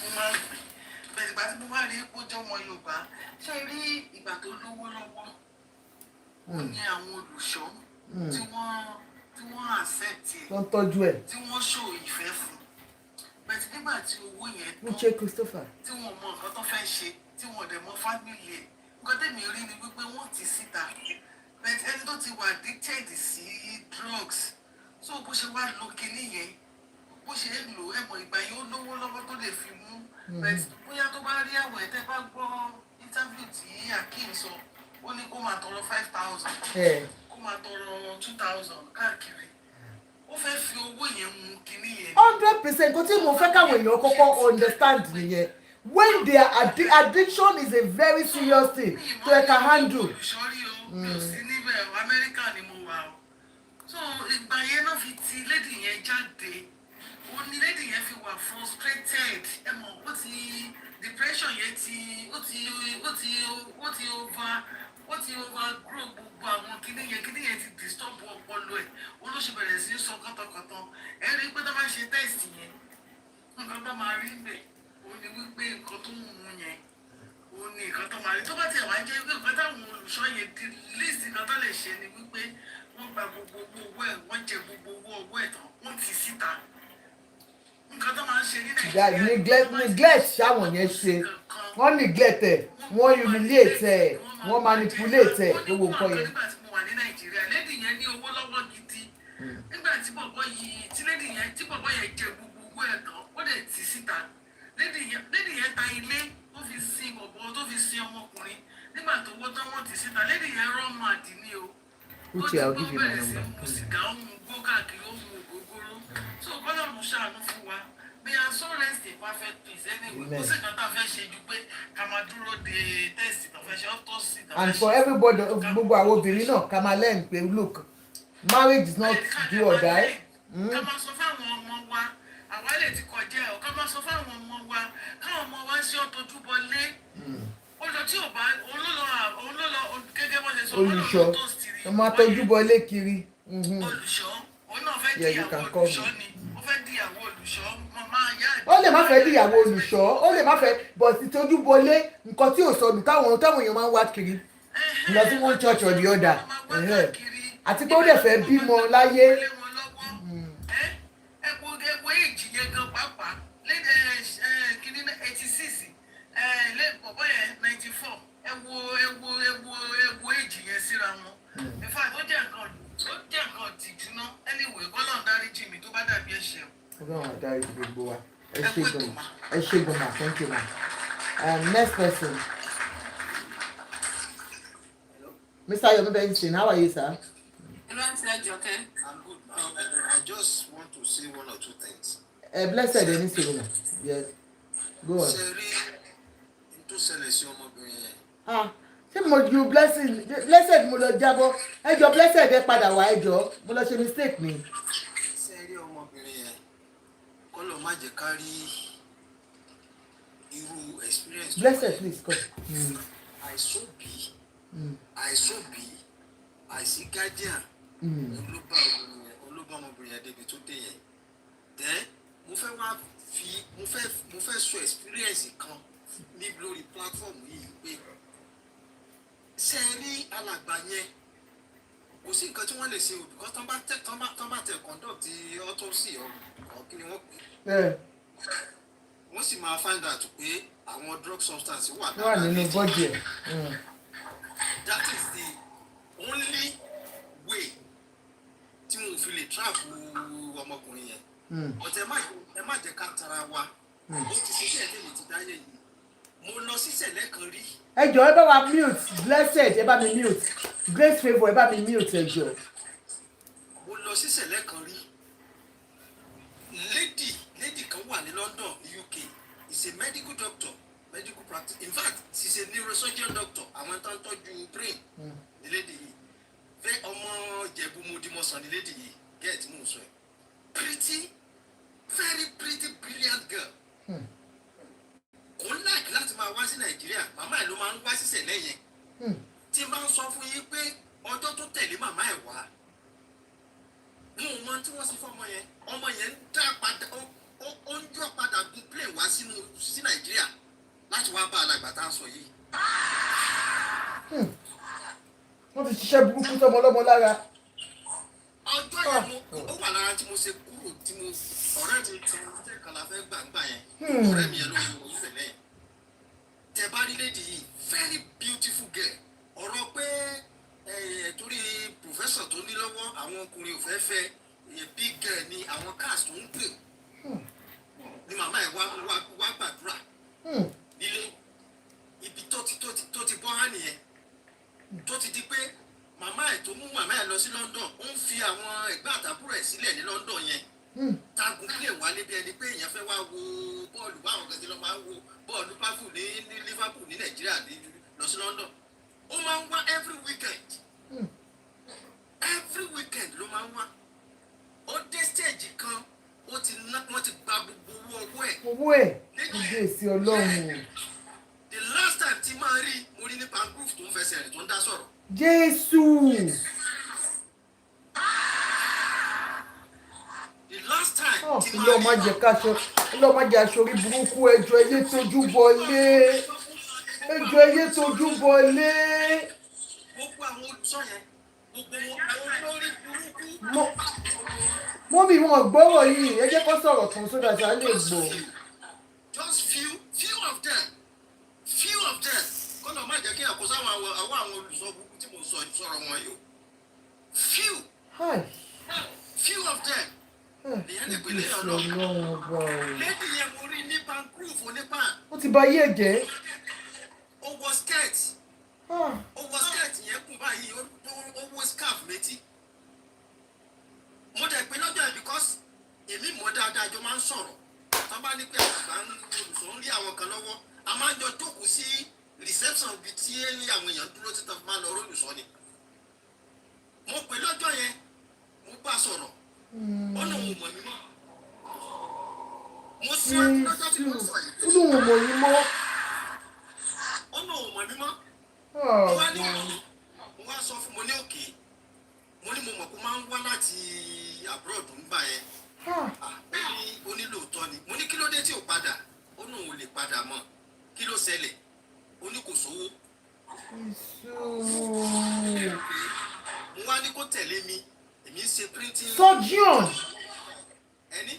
surgeon. yá neurosurgeon kẹ́ ẹ lè mọ̀ pé mo mọ̀ dáadáa kó tó di pé wàhálà èdè bá gbogbo táàmù tó ti wá bí ẹ̀ẹ̀mejì tí mo ti sọ fún ó sọ gbogbo bó ṣe lọ school fún mi ó sọ gbogbo bó ṣe wà stressful láti lọ fún neurosurgeon doctor torí bíi phd ní kinní yẹn ní medical line medical doctor ní tẹ́lẹ̀ ó tó padà lọ sí school ló fún lọ fún neurosurgeon yẹn about bóyá 10 or 15 years ló tó fi ṣe course yẹn àjọ sọ yẹn tí mo mọ̀ dáadáa ni next time tí máa rí pancreas ni mo ti di tó ti fẹsẹ̀ so gbogbo ohun tó ṣẹlẹ̀ sí ọmọ yẹn ọwọ́ olùsọ yẹn ni mo bìlí ìkú ti wá so èmi ò ní nǹkan tí mo fẹ́ sọ ju yẹn lọ nígbà tó gbéyàn sílé o ò mára lé ẹ̀ o ò mọ̀ bí ẹ̀ o ò mẹ̀gbẹ́ ẹ̀ o ò màbúrò ẹ̀ tó tiẹ̀ jájọ́ yẹn gan ló kú gan sírú attitude tí a kan put up yẹn mi ò wá lẹ́yìn yẹn láti ìgbà tí mo ní mo pàdé ẹ̀ ní pancreas yẹn tí mo ní kó wá padà bá mi ní shop tí mo ti ń ṣe printing ní Sómólú mo lè tẹ̀ títí lọ́jọ́ yẹn gan mo sì fún ní 5,000. kábíyèsí ọlọ́run o má jẹ́ káwọn ọmọ wá sí ìrìn o. ó jẹun lọ́jọ́ yẹn ó dẹ̀ kúnlẹ̀ fún mi ó ní mo ṣe after tó ti lọ mo fún ní nọ́mbà mi ẹ̀yìn ìgbà yẹn kò ní fóònù ẹ̀yìn ìgbà yẹn mo pé nọ́mbà ẹnìkan tó fún mi ó fún mi nọ́mbà ẹnìkan mo pẹ́ ni ẹ títí ẹni ẹni pé òun mọ̀bi tó wà kó máa ń tó bá ti débì kan tó bá ti lọ bí oṣù kan á kàn tún dédé rìn lọ. kábíyèsí ọlọ́run o. ẹ̀yin náà yóò mú kankan o kò mú kankan rárá very clean girl clean kò mú kankan clean girl. ọ̀nà àwọn èèyàn sọ pé ìjọ tó ti mú màmá yẹn ti mú wá ẹ̀ẹ̀kejì tí màmá yẹn máa mú wá tó padà dé láti London tí wọ́n mú wá láti gbà yẹn ẹ̀ẹ̀kejì tó wá ẹ̀ẹ̀kejì tó wá sí church yẹn láti gbà yẹn ó máa ń wá fúnra rẹ̀ ní tí òun sọ fún màmá yẹn. kábíyèsí táwọn yẹn ọlọ́run wà lẹ́yìn alàgbà yẹn nígbà yẹn ẹ jẹ́ fẹ́ lómi láàyè kó sọ̀rọ̀ jáde. ẹ ṣe sà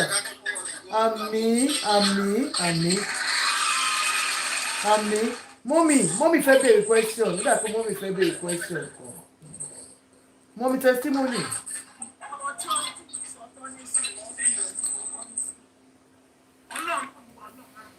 ṣe rí àwa òbí nítorí pé a máa ń kánjú ju Ọlọ́run lọ lórí àwọn ọmọ wa kí ni ká ti gbọ́ ọmọ mi kọ́mú kí n bá má ṣẹlẹ̀ Ọlọ́run tó ṣẹlẹ̀ ó kó di ẹ̀wà àwọ̀ ẹ̀. ẹ̀ka ẹ̀mú tójú wọlé fún ẹjọ́ torí Ọlọ́run gbogbo abiyamọ tó bá ń gbọ́ àwọn ọ̀rọ̀ yìí lálẹ́ yìí ẹ lọ pé fún àtẹ̀jọ́ ara yín kẹ lọ rò ó káyé má mọ ọmọ mi kékeré kan má ṣẹlẹ̀ ṣé gbogbo wa ṣé gbogbo wa la gbọ́dọ̀ bímọ láàárọ̀ la gbọ́dọ̀ bímọ lọ́sàn-án àríyá sísè kò bí kí nìyá ẹ̀ kú tójú wọlé fún ṣé brọ́dà wa yìí sọ yìí wọ́n sọ fún yín pé Ọ̀ṣọ́fà ló ta àmì òróró lé èmi lórí ní Kétu nígbà tí Kétu sì wà ń gbó wọ́n kúrò ní Makoko Kétu ká má fẹsẹ̀ rìn láti kí wọ́n ti ń pè kátó-dé Kétu kí wọ́n pè kátó-dé Kétu la má fẹsẹ̀ rìn alápẹ̀rẹ̀. ọ̀gẹ̀dẹ̀ ni wọ́n gbèsè gbogbo Kétu yẹn ibẹ̀ Ọ̀ṣọ́fà àyọ̀ǹgẹ̀gàdì ló máa ń gbé òróró tẹ̀lé lẹ́yìn kájálé kòkó máa tẹ̀lé Ọ̀ṣọ́fà ló tàmì òróró lé mi lórí sẹ́rí ohun tó ń sọ yìí ó ti ń ṣẹlẹ̀ ní Sẹ̀lẹ̀ ti pẹ́ ara àkọ́ táwa ṣe kúrò Sẹ̀lẹ̀ nìyẹn ó ti ń ṣẹlẹ̀ Sẹ̀lẹ̀ ti pẹ́ ilé tó bá ń tòrò àwọn náà máa túká nítorí ó ti ṣe yìí kọ́ máa di káàdùn mẹ́jọ káàdùn mẹ́wàá kọ́ máa fi abẹ́rẹ́ sínú ẹ̀ kọ́ máa fi gbá sínú ẹ̀ kọ́ máa fàwọ́ sínú ẹ̀ kọ́ máa fi bàtà àwọn ọmọ ọlọ́mọ jẹ́ àìmọye ìyàwó ọkọ àtìyàwó ló wá sí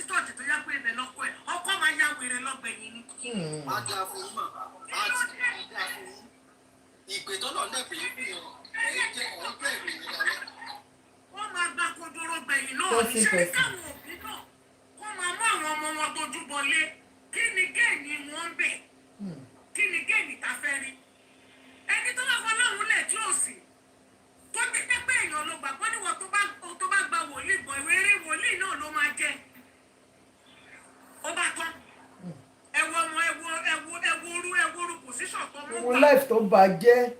Kábíyèsí. ọmọ àti ọmọ tí ò dé náà kí ló kó ẹgbẹ́ láti mú lọ Nàìjíríà lọ fọ́pọ̀ táìtò fún ọ̀rọ̀ tó rùn tó bìyànjú tí ọba rírù ìyá yẹn gbọ́ ṣe ló yẹ kí ó gbàgbé ọmọ sọ̀kò pa ẹ má bínú pé mo sọ ọ̀rọ̀ bẹ́ẹ̀ yẹn torí pé Ó tó ní.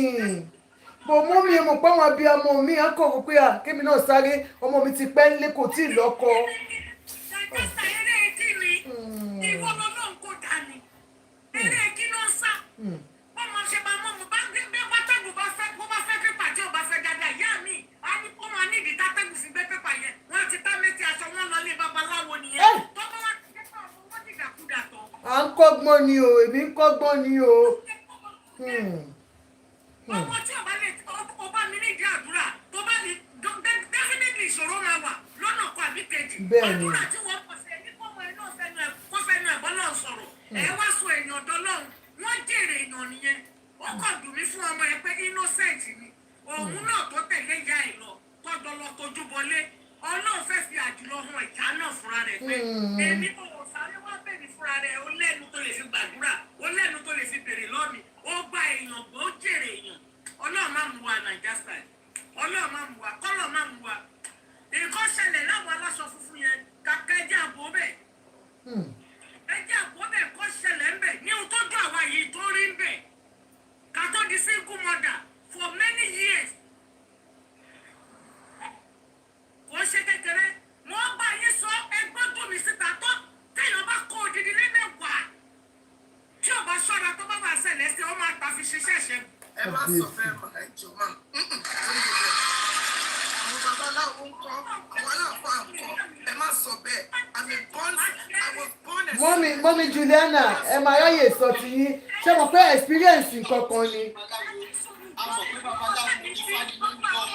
Dádì Yomi ẹ ní sùúrù one by one so that ariwo ò ní pọ̀ ká lè get ara wa. nǹkan tí nǹkan ò bá ṣèyàn rè tó máa ń sọ yàtọ̀ experience tèmi lè ní sọ. Ẹ̀yin náà wá ráyè sọ ti yín tó bá ti sọ̀rọ̀ tán. nígbà tí mo jẹ̀bi gbogbo àwọn ọmọ tó lọ fún mi inú ìṣẹ̀lẹ̀ mo bí wọn sí.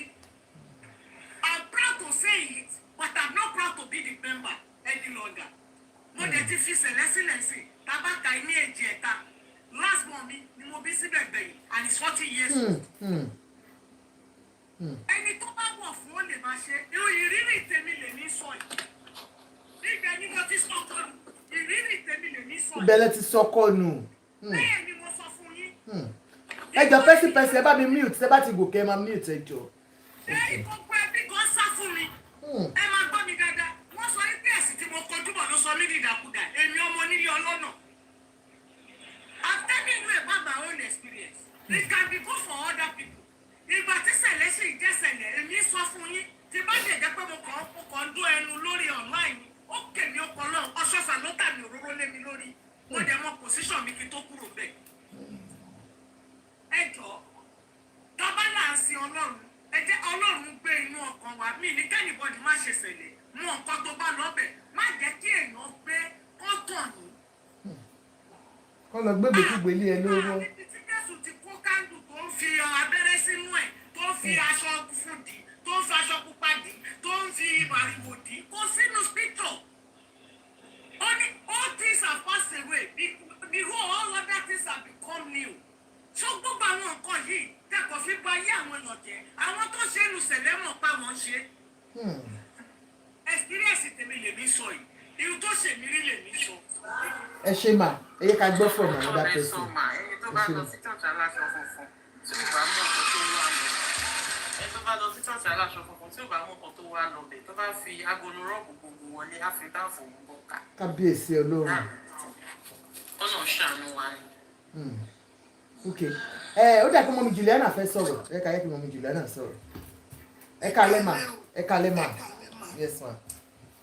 Sherry, ká tó lọ sọ́dọ̀ ọ̀rọ̀ I have a lot to say and And if you know, I'll be varying in English and Yoruba. No, go on. Any language that suits you, ma. Even if it is French. Right. Okay. The thing is, tabanika lo pẹ̀lú weed, pẹ̀lú oògùn olóró tó ń sọ. Ẹ mọ̀ púpọ̀ oríṣiríṣi.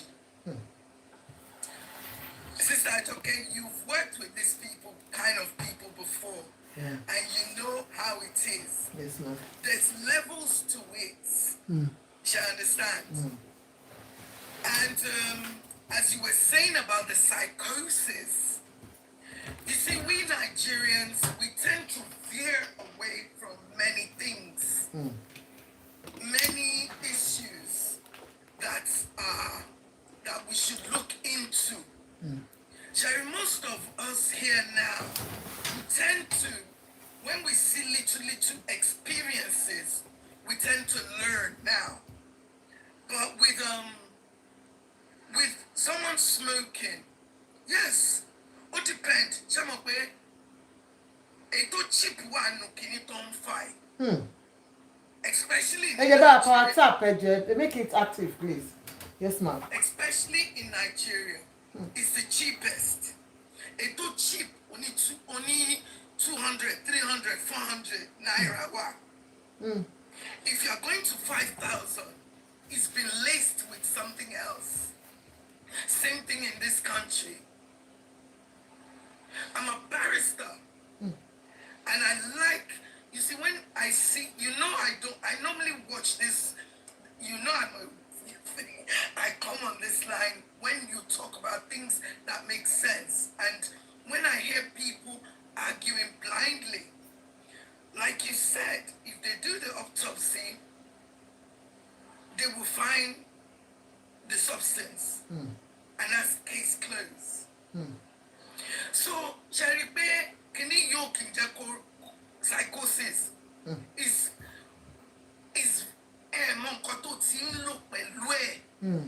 you understand? Yeah. The Olusha said, how do you know she's kolo powder pelwe? She understand? So that's it will cause psychosis. Yes. That is most definitely. Something else that's giving her the high. Maybe shut down her, give her the psychosis, the heart stops. You understand? 100. Maybe she's got something, she's using something else. They've laced it. Some of Taban Sokwe barristers, lawyers, doctors. One low. They use it. But in a minimal way. Minimal dosage. Yeah. Yes, they smoke it. Minimal. So it does not affect them. As you that you're not working, you're not actively using your brain. It kills brain cells. It thins the blood, the veins in your body. But Bukini, everything we do has repercussions. You understand? 100. And God to Sheloni Pasele, my grandfather was a shepherd. My father was a shepherd. I'm a true Celestial. Tabama sopin tori mi o agree pẹ̀lú nǹkan tó lu ṣọṣe. Do you understand? Tó gba obìnrin o ò fẹ́, you're not married. That I'm against. And I'm so happy that the authorities in Celestia have stood up. What he did is wrong, totally wrong. And so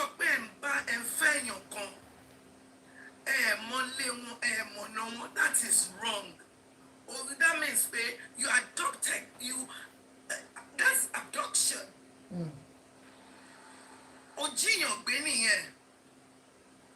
Because that is under duress. She understand? Because she's on drugs. You know, you said maybe 3 or 6 months. She's on drugs.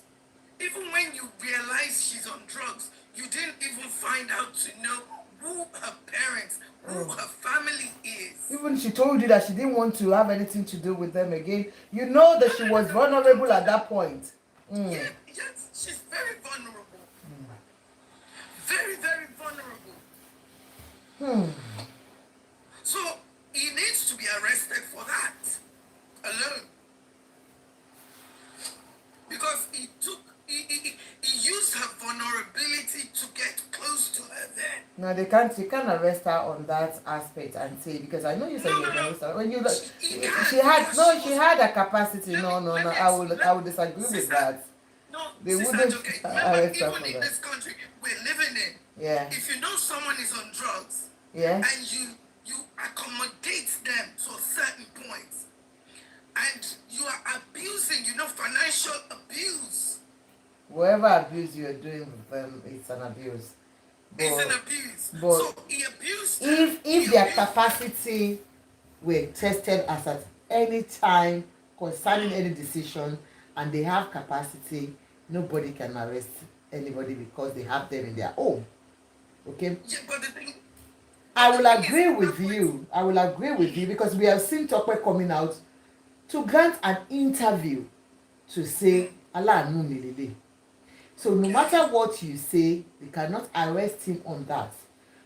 On the issue of when we talk about morals, he lacks the moral to have put her in the house as a pastor, without doing anything. So I will agree with that. Well, So go on, ma. and àwọn tó ṣẹ́rí babaláwo ń ṣoògùn kò síbi tí ó ṣe ò sí, kò sí religion, even àwọn redeem, everybody does it, but we shouldn't just stigmatize Celestia aláṣọ funfun. No, it's everywhere. To stigmatize them is as if Yeah, it's everywhere. What other people are, we only see what Celestia is doing, what is happening, that we can judge. But what other people are doing underground, nobody sees it. I'm a true Celestian. I love my church. Nǹkan tó bá wá lọ síbẹ̀, tó bá wọ́kùnrin lọ síbẹ̀ wà á rí. Ọkùnrin tó bá wọ́bìnrin á rí. Ìwọ tó bá fẹ́ ṣe anything tó bá wá, ìwọ ní kò sí church náà, kò sí nǹkan náà tó bá wá lọ anywhere wà á rí. Know the God you're serving. Serve God for yourself. Uncle Tony, wọ́n mú èèyàn kan lọ sí Nàìjíríà. We don't know what happened there. Àǹtí ó máa ń ṣẹlẹ̀ lóòótọ́ o. Ṣé ọ̀pá fi ń kọ́gbọ́n ni? I think kọ́gbọ́n ni, but one thing is, ṣé rí kéèyàn tó sọ̀rọ̀ pé ẹnìkan báyìí, ẹ bẹ̀rù ilé ayé máa ń sọ fáwọn èèyàn, ẹ bẹ̀rù Ọlọ́run kẹ́ tó sọ̀rọ̀. You understand? We don't know what happened. I will say, for me, I don't like judging. I don't judge. I would not judge. I will say things as I see it. I will say things as I see it. Ó máa ń ṣẹlẹ̀, kò síbi tí ṣe ò sí. Ó lè jẹ́ pé àná ibòmí, ó lè jẹ́ pé ibòmí ní nǹkan ti ṣẹlẹ̀ sí lady yẹn tó fi di pé ọ̀dọ̀ bàbá yẹn náà máa sọ pé ó ṣẹlẹ̀ sí. Let's watch what we say before we say it. Celestia is a good church. There are some bad seeds. Bíbélì náà sọ ó ní ká kó èpo àti àlùkámà pọ̀. Ó ní ní ó bá di ọjọ́ kẹyìn, we will separate them. That's all I believe. So ẹ jọ̀ọ́ nítorí t'Ọlọ́run pé Celestia aláṣọ funfun kan, ẹ má jẹ́ á sọ. We have bad seeds, we have good people. So for me is, we don't know what the lady Tope was smoking. We don't know how potent it was, because oríṣiríṣi grade by grade ní kíní tó ń fà. Tó tiẹ̀ títí broke yẹn kó máa lọ jẹ́ cheap one ló lọ ń rà. Ẹ mọ̀ pé oríṣiríṣi wọ́n máa ń lè sí oríṣiríṣi ètò àwọn ti fi powder funfun mix wà, oríṣiríṣi ló wà lórí kíní yìí. Ọlọ́kọ́lá, like we say, káwọn ọmọ wa kọ́lọ́ ń ṣàánú wa o, káwọn ọmọ wa máa rìn Àmín Jésù. I will rest for now. Thank you so much Thank for you. giving me this opportunity. Thank you, ma. Thank you, ma. Thank you, ma. Next person. Person.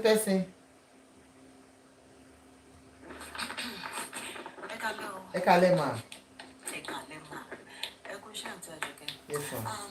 Before I proceed, I recommend channels Mexico for a lot of people to go through. I mean, To watch. A little bit of knowledge about this drug Thank you, use Ruth. and its effect. So on YouTube, there's a channel titled Cannabis, PBS documentary, Cannabis Induced Psychosis. Then on Instagram, Save the Streets. So, Kanakana they're of two types. Factory synthesized. Igbo is grown. Ìyàtọ̀ bẹ̀dẹ̀ ní THC level, which is the chemical component. THC level ìtò kù láti lẹ̀ fúnra rẹ̀. Ó yàtọ̀ sí tí wọ́n produce nínú factory tó jẹ́ kolos. Physically, it can be differentiated as ìtò jẹ́ kánà ó máa ń dìpọ̀ bí ìgbà téèyàn bá dín ẹyin. Ìtò jẹ́ kolos, it stands separately, but ewé náà ni. Kolos is a lot cheaper. Òun ló dẹ̀ máa ń yá àwọn òwe rẹ̀ jù. Òun ló common jù ní street. Okay, all that being said, gbogbo nǹkan tó ṣẹlẹ̀ yìí kò sí tí mi ò ní experience nínú ẹ̀. Everything from pé bóyá ara ìṣẹ̀lẹ̀ kan jazz Tope. Yes, I've been jazzed before. I have been jazzed to the extent that I was so proud of this idiot. Tí mo jáde mo wá bá wọn lé pé a ní mo ti ready mo fẹ́ marry mi sí. Kábíyèsí Ọlọ́run. Mo fi owó ara mi ṣe wedding fúnra mi. Jesus Christ. Èmi ni mo ra aṣọ tá a jọ wọ̀. Èmi mo sanwó kóòtù nígbà tá a lọ ṣe ti kọ́tàkì lábẹ́òkúta. Èmi ni mo ra ẹrù ìyàwó fúnra mi. That is how bad it was. Tí mọ́mí tán sọ̀rọ̀ last one ní ká má sọ̀rọ̀ àtẹ ká má bẹnu àtẹ́lu ṣẹlẹ̀. Nǹkan tí màá sọ ni pé although kò sí ìjọ tí ṣe ò sí ní tòótọ́, àmọ́ ó pọ̀ sáwọn ibìkan jù àwọn ibìkan lọ. Ọmọ tọ́ba tó sọ pé ká má sọ ohun tí ojú wa ò tó àbáwọn débẹ̀, èmi gangan lọ̀rọ̀ yìí ṣẹlẹ̀ sí. So it's a first hand experience. Tó ṣe ṣẹlẹ̀ sí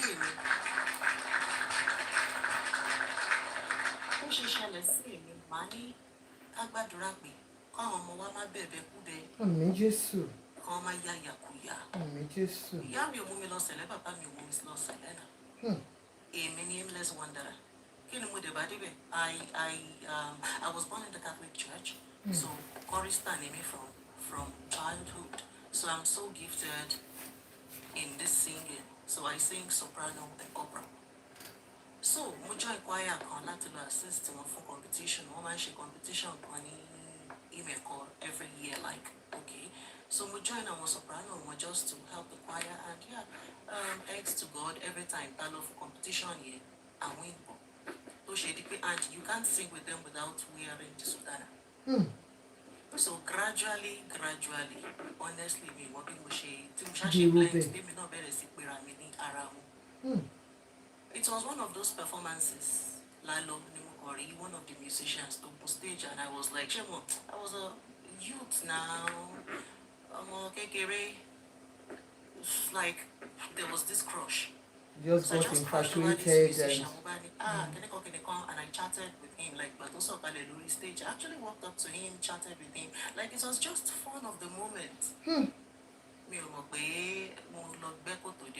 Honestly. And he followed up because we exchanged numbers. I take time.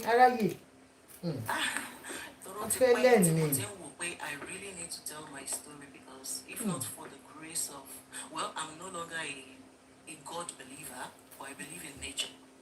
So yeah, nature would rearrange things if you really give it a chance. So if not for grace, I wouldn't be where I am today. So I'm really grateful for that. So lot of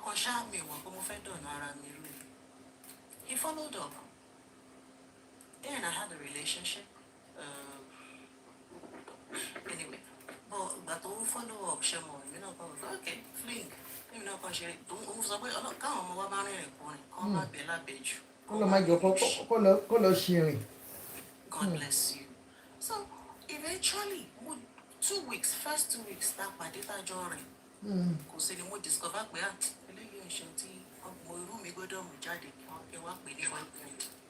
So yeah, I need to back out of this relationship as quickly as possible. Mo dẹ̀ pé mo ní wá àlàyé mi ò lè fẹ́ ẹ o. Ibi tá a ti bù báyìí jẹ́ ká fi lẹ̀ ń bẹ̀. Let's stop all this. Initially he agreed, he went away, but then òun ti relocate wá sí Ìbàdàn torí tèmi ìwọ́n á ní mi ò ṣe mọ́ people just started taking pity on him. Mo ní ọ̀rọ̀ yìí ò rí bẹ́ẹ̀ o òun fúnra rẹ̀ láti lọ gbébi tó bá wù ní o. He's a musician, he can live anywhere. He's not a full-time staff of any organization. So why does Mama leave me? Okay, but money. Okay, now you now live in IB. Even sort out to rent. Don't be money for the meantime while you get your feet. I will be supporting you like maybe direction, company below, to fair mobi, to fair yes, and all sorts. Okay, checking. So there was a day. For performance to show to the me then be working together. So I said, okay, Emi o send Emi to travel. But we need the bit of mass so la in the killer if you want to compound it my lossy yara to one bye. Odelo Osumbe. Mokorikbe he kept hanging around. That when your baby we need to she just marry okay. So alright at the friend zone around. So later, from nowhere. Oh my God. I just saw him like an angel. Mokoribi. Mommy, how did the king Charles? Mommy, mo ṣe lè pè é fún mi. Tẹ bá rí fọ́tò ẹni tí mo sọ yìí ní ìgbà tí mo ní mo fall in love. Mommy ẹ máa bì. Ó máa dàbí king Charles lójú yìí. Á dàbí Obama. Mo fún ara mi ni mo kó ara mi mo lọ ṣe skin care fún mo lọ ra some products kódà mo lọ ṣe shopping pé àwọn aṣọ tó ń wọ̀ yìí ò dáa kò bí fit ẹ performer ó yẹ kó gorí stage kó look cute oh my goodness kí ni mi ò ṣe tán ọ̀gbẹ́ni mi bá bẹ̀rẹ̀ sí fine tó tọ́ o àwọn náà bẹ̀rẹ̀ sí fine. However, the relationship was just filled with struggles. Gbogbo salary mi báyìí máa ti fi dáná tán. Wèrè ara ẹ̀kẹ̀rẹ̀ nígbà tí ìgbẹ́ ẹ̀rọ tán ó ti ní baby mama kan lẹ́kọ̀ọ́ yóò wá máa mẹ́sẹ̀gì yẹn àwọn family ní ọmọ sẹ̀lẹ̀ nìyẹn kó padà wá take rightful places sẹ̀ èmi proud ṣé mi máa pápá ṣe nọ́ọ̀sì ní èmi ò kì í wá sí any family gathering family anyway wọ́n ṣàṣe gbogbo yẹn until tó ṣàṣerun tó pé òun náà láìkè mi ò fẹ́ mi. And the family, like, they were so happy eventually to move back. She mo iṣẹ́ now, iṣẹ́ ti down. Because any ye go send it on consent, like even to bad date, shuke one be chule. Because he was only and he's not presentable. So when you were all over him, you fell in love like mad. Oh, head over heels, mommy. You can't imagine. Ìgbà tí mo máa introduce ẹ nílé kan, wọ́n kàn mú lọ bá grandma mi torí mo mọ̀ pé àwọn parents mi ò ní gbà. Wọ́n kàn mú lọ bá grandma mo ní grandma ẹ wò mo mú bọ̀ lé o. Apologies to àwọn tó bá jẹ́ àfihàn tàbí ẹni tó ní àfẹ́ nínú ẹbí ọ̀. Báyìí ló ṣe rí o. Àṣé àwọn kútú ni wọ́n. Ìfẹ́ ẹ̀ máa pọ̀. Ẹ̀kọ́ òyìnbó ni.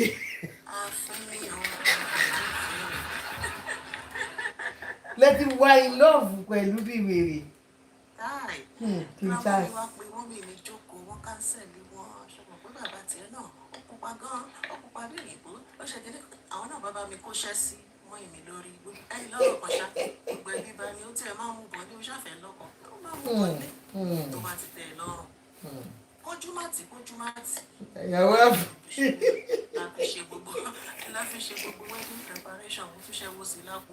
Kábíyèsí. Èmi mo tún fọwọ́ sí mi envelope tán fi ṣe owó ọmọdé mo dáwórí owó gbogbo. Ilé tó sọ dáwórí. Wọ́n tá a ṣe ìyàwó tán kí níyẹn ti ń ká díẹ̀díẹ̀.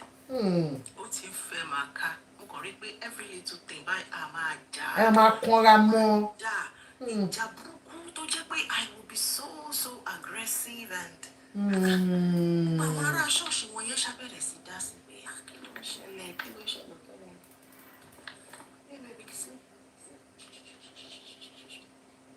ẹ má bínú ẹjọ́.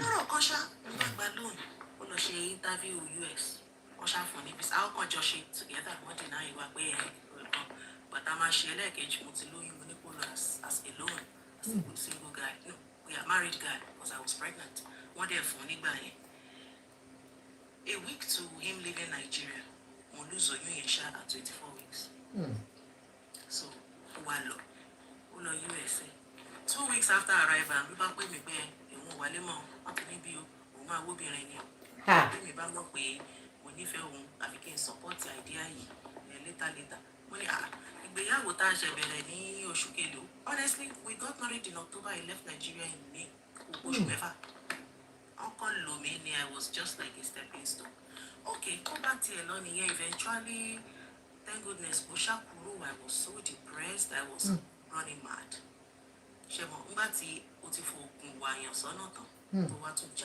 jáyàn lé òun ni mo fi sọ pé ọ̀rọ̀ Tọ́pẹ́ mo lè relate olùṣọ́ ti fòògùn wá sọ́nà ó wá rí pé kò tẹ́ ẹ lọ́rùn mọ́ ó wá jájú lé things are not done that way ìgbà tó di pé mo ń break down lọ church tí mo kọ́kọ́ join yẹn tí mo sọ pé mo ti ń bá wọn ṣàkọrin olùṣọ́ ọbẹ̀ náà ló padà gbà mí lẹ̀ làwọn náà bá kóṣẹ́ bolẹ̀ lọ́tún lọ́sì àti ìtúsílẹ̀ o àti ìyípadà o àti kìnìkan wọ́n ní ọgbẹ́ àkàbà sókè ṣáṣàlà gbẹ́niwé ọ̀rọ̀ Yorùbá fine so olùṣọ́ yẹn náà olùṣọ́ ti church tí mo lọ yìí ló padà wà tún ṣe ẹ̀ṣẹ́ náà wà tún ṣiṣẹ́ wọn tán fi tù. so nígbà tó olùṣọ́ mọ̀ pé òun fẹ́ ṣe sílẹ̀ kò ṣe kúkú undo it. After all, it wasn't natural. Because ọ̀rẹ́ ẹ̀ tún sọ pé ṣé ó natural kí ọmọ ní òun rọ́kọ òun lójú àlá ọkọ mi tí bá dijú bá ọkọ mi ni máa ń rí o ọkọ mi o ọkọ mi o. I relate ó kọjá bẹ́ẹ̀ mi mọ ibi tí mò ń lọ tí mi ò dìbò mi. So natural love ò lè jẹ́ ká máa rí ọkọ mi o ọkọ mi o ọkọ mi o. No, ó máa wà excessive. Ó máa wà excessive people around you will notice. Èmi ò tí ẹ gbé ọ̀ka kún kankan tí o lẹ́yìn tó ti lọ US yẹn tán ti gbogbo issue yẹn ṣáà ti ń dé níbo àwọn níbo mi tá a jọ ń gbé mo ṣàrí picture wedding mi bẹ́ẹ̀ mo ṣàfọwọ́ ra picture yẹn lójú ni mo ń ṣe that's my wedding picture. àǹtí bẹ́ẹ̀rẹ̀ ọkọ yìí dà láti mọ ogun gbà mọ́lẹ̀ mo ní rẹ́ẹ̀lì kò sẹ́ni tó lè ṣògùn sí mi wọ́n ní òkè tó bá ti sọ kalẹ̀ láti rí òkè yẹn wà jẹ́ ká gbọ́ honestly anyway that about that. Because mi ò fẹ́ sọ kọjá bẹ́ẹ̀. I understand. lọ́rọ̀ kan ṣá àwọn tí wọ́n dé náà ni wọ́n padà jù. ìgbà tó lùsọ̀ mọ̀ pé òun ò ní fi ṣe nǹkan kan mọ́ ọ tó rí pé ìwàkiwà bébì yìí ò kò lè jẹ́ kò lè jẹ́ kókó bẹ́ẹ̀ ni ó ti sú ẹ. fẹ́ lọ bẹ̀ mo fẹ́ nífẹ̀ẹ́ kó fi mí lẹ̀ kò tẹ́ mi lọ́rùn mọ́ then go through the right channel. Eventually lọ́rẹ́ mi kan wá ní nǹkan tó ṣẹlẹ̀ ní pé ìjọ kan mo wá sí ọ̀dọ̀ níbọ̀ ẹ̀ mo mọ̀ pé bùn mi wà ní ilé bọ̀ mo mọ̀ pé mo wà lẹ́nu ọ̀nà òun tó sọ̀rọ̀ lórí fóònù tí olùṣọ́ ní ó kàn gbọ́ statement tó sọ ni pé but kò jẹ́ kí n fọwọ́ kàn ó mọ́ èmi àti ẹ̀ṣìyàn ríra but mi ò fọwọ́ kàn ó. mo ní òòdẹ wá sọ fún mi mo gbọ́ nǹkan kan tó jọ bẹ́ẹ̀ ó ní kí ló ń fẹ́ sọ fún mi ìwọ tó ti lọ́ọ̀fù pa. ó lè rí ìràn mọ́ ní gbogbo píríọ̀dù yẹn. and I confronted him I was like omi wo ló sọ báyìí ó ní well òun mọ òun ò ṣe kankan sí ẹ̀bọ̀ tí ìjọ kan ṣáàtọ̀ òun lọ sí service ní church olùṣọ́ òun béèrè pé kẹ́mi kọ́ òun wá sọ pé ó ti lóun ò ṣe mọ́ wọ́n wá ní àìníwèé but kó lọ ra pineapple wá kó ra candle mẹ́ báyìí kó kọ orúkọ àtọrúkọ yẹ́ sínú pépà. so pineapple lọ fi so yín. iṣẹ́ ọ̀pẹ òyìnbó. Arike thank you ma. So bí yẹn ṣe lọ nìyẹn now back to ọ̀rọ̀ drug ṣé afúnni láti lo ọ̀rọ̀ yẹn báyìí ṣá lórí. substance ẹ máa lo substance torí àwọn substance misuse mo ti experiment pẹ̀lú substance rí so I can tell you first hand pé cannabis lè yíyan lórí. mo ṣe kà á síta fún wọn. yes gbogbo nǹkan kọ́ ló bá everybody lára mu. Àwọn míì jẹ igbó pàṣípàṣí like tó jẹ́ pé nothing kán lè kó wọ bí oorun kan wọ kitchen kan jẹlé wọn gé bí kan pa wọn lódìlódì.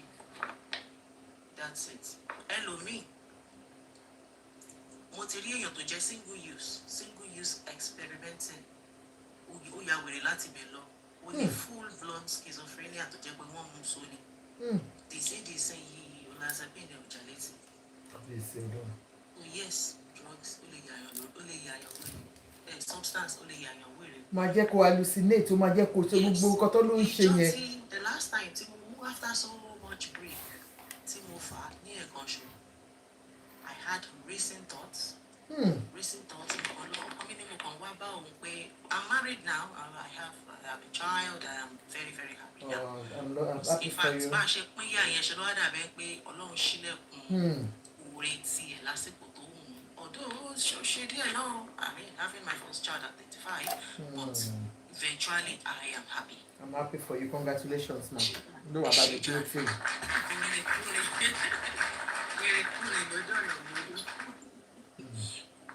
Anyway, so yeah, tí mo ṣe fà tán mo kàn lọ bá ọkọ mi pàdé mo wá bá òun wá ní adẹ̀ládàánú lé pé mo wá bá òun wọ ní àdá yẹn bolówà pé kó mo jáde nílé o because mo mọ̀ pé òun ló máa fi ṣá mi pa níjọ́ kan. Ó ní bọ́ tí mo wá bá òun tí mò ń sọ nìyẹn.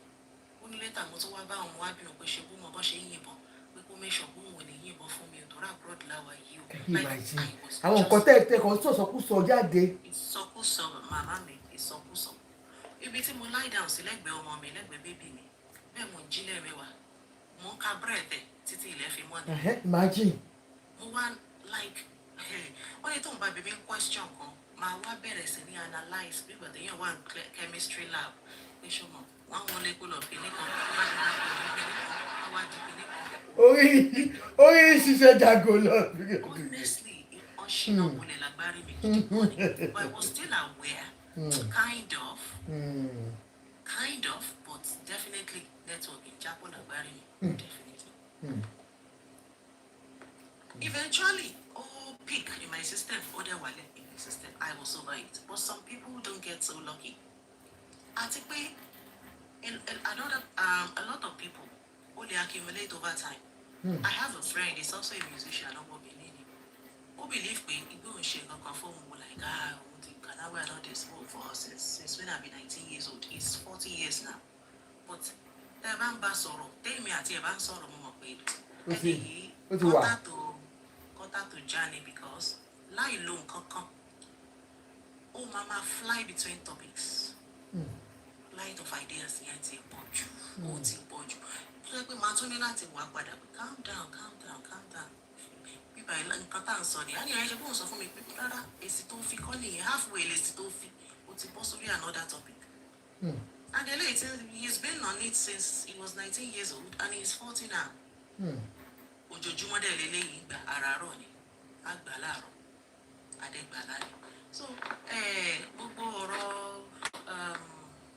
kí n má yá kúrò lórí tọ́pìkì jù ọdún mo ti yà lọ náà back on track ọ̀rọ̀ Tọ́pẹ́ àràárọ̀ bọ́ǹbù lọ́wọ́ ni o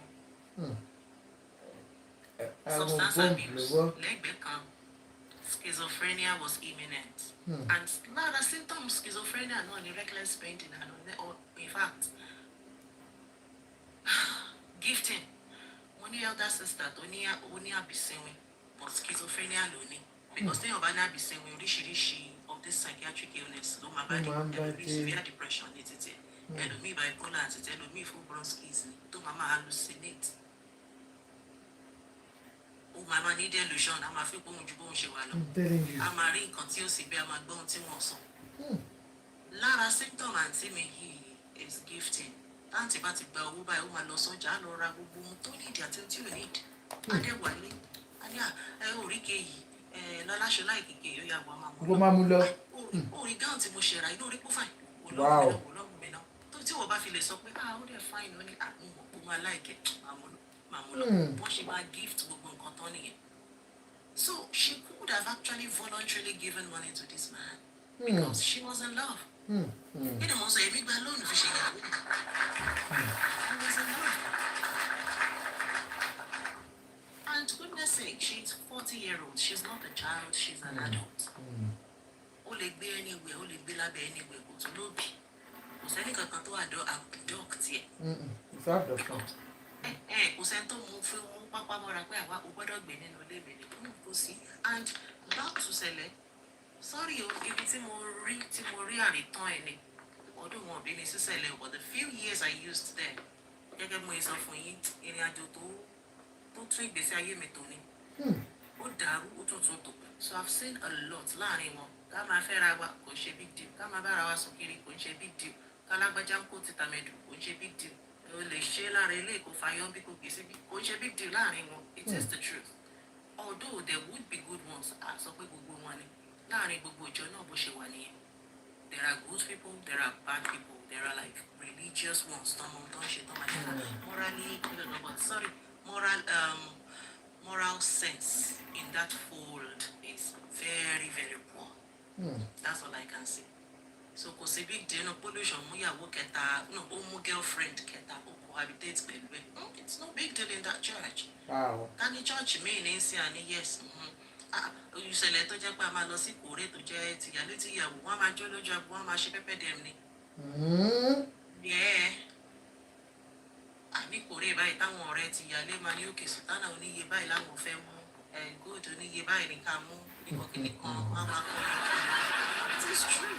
Because that my ex-husband was a musician, so gbogbo Kòrè wọn, all churches, a lot of churches in Nigeria ni wọ́n ń tẹ̀lé kiri lọ. When I was in love, when we were in love. When you were in love. I was in love. And he was also so proud of Ìfẹ́ me. látọ̀run wá. Ìyàwó òyìnbó. Proud of me then. But only if I get Ìyàwó òyìnbó.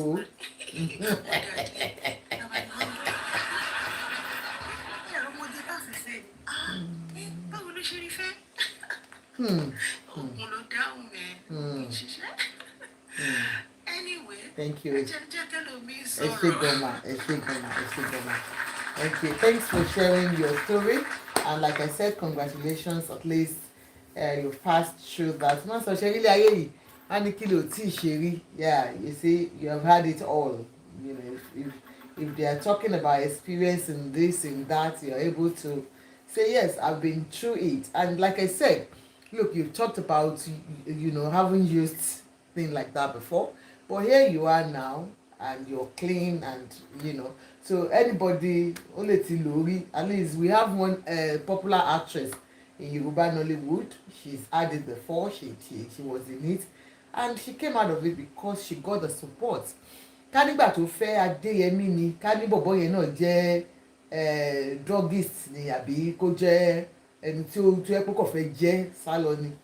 Ó lè má care, and she will continue to use it. And ayé ọba sí làbàkẹ́, she will thank God for her. And like I said, anybody tó bá mọ̀ pé you're using it and you've got support from people, please make use of that support. Except because so many of them, they don't want that support. You offer it, they say no. So that's why I always tell you, please, once you have the support, please take advantage of it. It's a very hard addict to get off, but at least we all need somebody to help us out. Thank you, ma. Grace, are you there? Who is next? Yes, I'm here. Yes, ma. Yeah, yes, sir. Mo ṣe join for the first time. Mo dey relay. I learn a lot. Mo Thank you. really like it, show you. Thank you. Èmi máa sọ̀rọ̀ as a mother, mo dẹ̀ máa sọ̀rọ̀ nípa Tope. Mi ní much láti sọ ju pé lack of parents ló jẹ́ ọmọ yẹn níyà. Lójú títì mi ò tẹ́ ẹ̀yẹ mi lè. Àìlóbi, àìní mentor ló bá yẹ ọmọ yẹn jẹ́. Ká ní kò tẹ̀ ní òbí tó ní ẹnìkan bí mentor bí aláfọ̀rọ̀sùn tó dẹ̀ máa tó sọ́nà tó right. Ayé ò lè bàjẹ́ tó bẹ́ẹ̀. Gbogbo nǹkan tó dẹ̀ pamọ́ nínú gbogbo ìlú náà mọ́. Èmi ò mọ̀ mọ́ọ̀ṣì nípa ibi tó lọ. Mi ì lè fẹ́ tú nǹkan tí ó ṣojú mi. Ṣọ́rọ̀ mi yẹ yín sìn because Ọlọ́run nìkan ló mẹjọ dá. Bẹ̀tù kọ́ tí mo mọ̀ ní wípé ibi tó lọ yẹn kò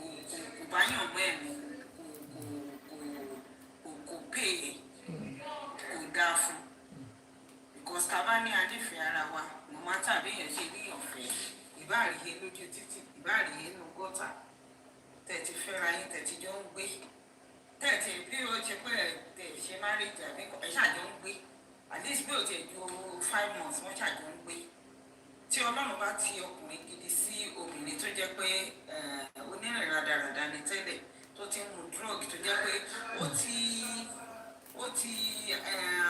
ṣe mọ̀ pé sometimes kì í ṣe ojú lásán ló máa ń mú ẹlòmíì lọ mu drug ṣe understand ó lè jẹ́ bí ìgbà tó jẹ́ pé kò ní òbí kò ní aláfọ̀rọ̀sùn kò yá ṣàǹjẹ ayé ẹ̀ kò ní kọ̀kọ́ tó máa ṣe ibi ìrìn rẹ́gbẹ̀rẹ̀gbẹ̀ lójú títì ló máa kàn tí báwọn peer pressure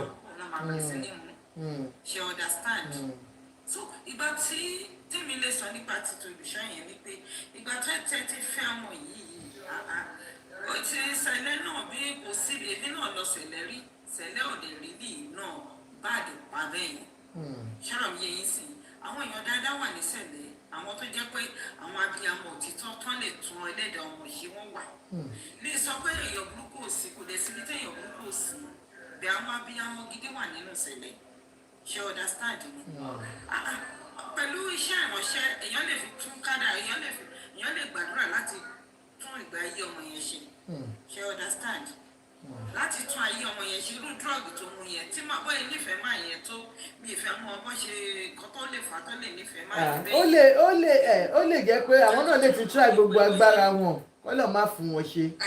wọ́n lè try gbogbo agbára wọn láti ṣe prayer fún kí gbogbo nǹkan burúkú yẹn kó dẹ̀ kúrò nínú ìjọ ẹ̀ ṣọ́rọ̀ mi yẹn but anyway àkọọ́lẹ̀ tí ó ti wà fún oníkàlùkù àdúrà tí mo kò gbà ní pé lágbára ọlọ́run á nípa àkọọ́lẹ̀ burúkú àwọn ọmọ wa nípa àkọọ́lẹ̀ burúkú ṣọ́rọ̀ mi yẹn sì ó ti ṣe títí ó ti lọ wọ́n ti ẹ̀ ṣe autopsy yẹn fún wọ́n ní drug ni wọ́n ní anything ni kò yí kankan padà mọ́ because ó ti lọ ṣe understand bẹ́ẹ̀ tí kọ́tẹ́ mi kàn mọ̀ ní pé anybody bíbélì kan sọ ó ní ẹnikẹ́ni tí wọ́n bá nípa láti ṣèrànlọ́wọ́ fún kó dẹ̀ ṣèrànlọ́wọ́ fún so oníkálukú dẹ̀ ló máa dín iṣẹ́ owó ẹ̀ tó bá dé ọjọ́ iwájú ṣọ́rọ̀ mi yẹn sí so nítorí tí mo kàn fẹ́ sọ nìyẹn bẹ́ẹ̀ tí mi tẹ̀ gain a lot from àwọn èèyàn tó ti sọ̀rọ̀ Thank you very much ma thank you ma.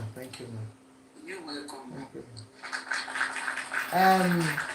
Where's Auntie Ruth? Kilo dey, where are you? Auntie Ruth, don't come back here. Where are you? Why did you go down? I will wound you. Next person. Caller. Is caller there? 0. Are you there? Auntie Ruth, kí ló ṣẹlẹ̀? Ta ló já yín bọ̀? Kí ló já yín bọ̀? Yes, I'm here. Okay, sis. All right, go on. Ẹ kálẹ́ ma. Yes, sir. Ẹ wo, èmi ò ní much láti sọ o, but nǹkan tèmi ó ṣe máa keep on láti máa repeat láti máa sọ all the time ni pé ẹ má jẹ́ kán pa yín because ẹni tó kú ló gbé o. Everybody tí ń rojọ́ látàárọ̀ ọ̀sìn, everybody sọ pé Tope ṣe báyìí, Tope ṣe lè, olùṣọ́ ṣe lè, kò sẹ́nibọ̀dì tó wà níbẹ̀. Tẹni tó kú ló gbé because ibi tó wà nísìn Ọlọ́run ó ti wà nípò tọ́. Ipò tó ló wà òun ló rí everything and I'm very pretty sure wípé ibi tóun náà wà báyìí inú kó ó ti rí àwọn ẹni tó nífẹ̀ẹ́ òun àtàwọn ẹni tí ò nífẹ̀ẹ́.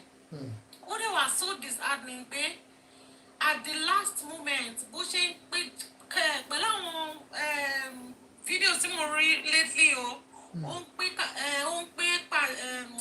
mo fẹ́ sọ ó ń kígbe jáde kí wọ́n ràn òun lọ́wọ́ níbi tóun because ọ̀rọ̀ yìí wà so sacred àwọn ẹni tó bá wà so spiritual ó máa mọ̀ pé this is not ordinary. Ó ṣe máa ń keep on sọ all the time wípé ṣe rí ìṣòro ta ní Nàìjíríà kò ń ṣe àwọn ìjọba yẹn kò ṣe rí religion ó ní ìṣòro ta ní Nàìjíríà yẹn. 100. Ṣẹ́rí tí a bá yọ religion kúrò ìṣòro wa ti tán ní Nàìjíríà because ìgbà tí àwọn ẹ má ní mo yá àwọn ìgbà táwọn colonial master yìí tó máa kúrò nígbà tó ń kó gbogbo resources wa tó ń wò pé kí la fẹ́ gbé láwọn ilé ìṣòro wo la fẹ́ gbé láwọn. Wọ́n gbẹ́sì lé wa lórí. Wọ́n wá gbé person tí ó tiẹ̀ sọ pé àwọn òṣèṣì níbi ẹ̀fẹ́ lè lọ person you were say pé another time bóyá wọ́n á fún wa ní reason tó fi wọ́n ó mú. wá gbé ẹ̀sìn yẹn lé wa lọ́wọ́ pé ká máa fa ìṣòro ni. Ká máa fa ìṣòro yẹn. Believe me, it's animal kingdom ní gbogbo wa wà. Máa ṣe ipe ẹ̀sìn yẹn ló máa jẹ́ ìṣòro wa. Tẹ́ bá máa rìn lọ láti bí ìsíbẹ̀ yẹn báyìí ní Nàìjíríà, ẹ máa rí chọ́ọ̀chì tó bí 20, 30. Chọ́ọ̀chì kan tẹ̀ ti di business center. Òun ni o. Actress wa ń sì tó ń tó díke náà ti di pastor chakalabata. God damn it. God damn it.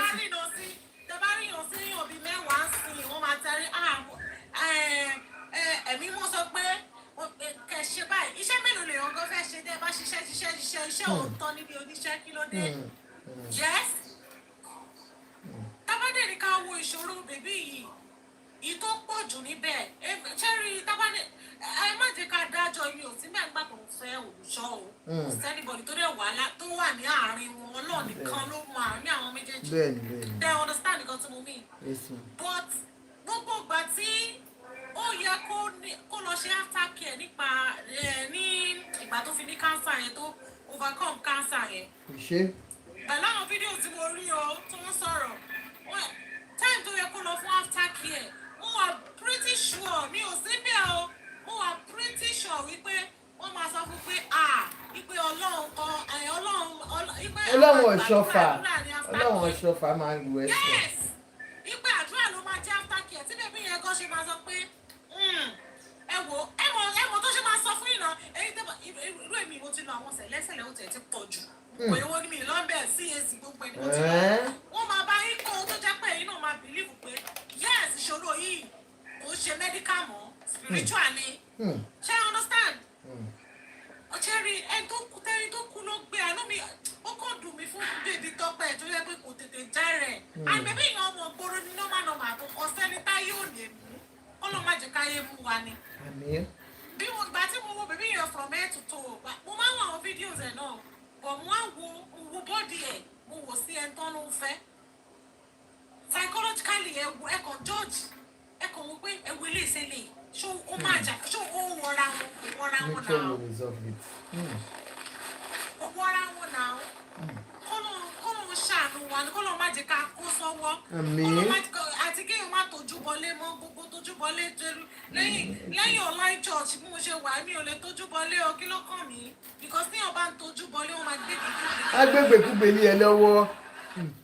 Yes wọ́n máa gbégbèkúgbè ní ẹ lọ́wọ́ tó bá rí ìnáwó ọjọ́ òun ti ẹ̀bá pásítọ̀ kan sọ̀rọ̀ ẹ̀rọ ní ogun ká ní ológun nídìí ẹ̀ kò sí ẹ̀ fámi mo bèrè lọ́wọ́ pásítọ̀ mo ní ẹjọ́ ṣẹ́yìn kò ológun nídìí yìí kò sẹ́ni bọ́dì tó náà dárí ayé tí kò ní battle it is the universe you have to overcome it challenge you have to overcome it but tó bá wò pé o fẹ́ ṣe 1+1 1+2 láti ṣe fún kílódé ìgbẹ́ náà lọ máa ní pé ó yẹ ẹ lọ wo ilé àwọn èyí tí ò ní bá kádàrá èèyàn gan mo tí ò máa lọ tún lọ gbógun mógun you know ipò tó wà ipò ìmọ́lẹ̀ ló wà báyìí òun ló ń rìnà rí everything pásítọ̀ tó dẹ̀ sọ wípé òun náà tó wípé òun ló ṣe o èmi wà kú gbogbo ẹ o akọsíwájú Ọlọ́run kọ́ lọ́ọ́ ṣèdájọ́ because Ọlọ́run bá lọ́ọ́ bá tó lè ṣèdájọ́ everything gbogbo tó yẹ sọ wípé ipe bèbí yẹn fa ipe bóyá igbó ló fọ ibi ò support bóyá èèyàn kan fa gbó or something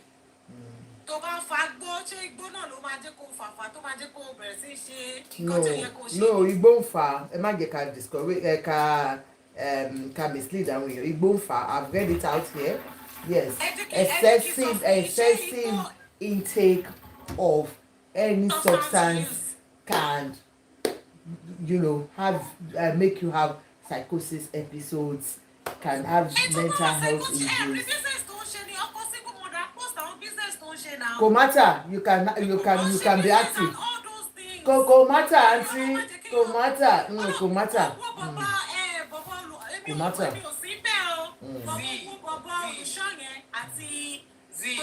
Pẹ̀lú bó ṣe ń ṣàgbélé yẹn mo ń bọ́ yín. Sorry, I don't understand what they call mental health. I understand what mental health is. No. Bọ́lá má jẹ́ kí yàn fẹ́ narcissist lọ́kọ. That is the problem. Ó ti ṣẹ́rí tí mo ti close bẹ̀bí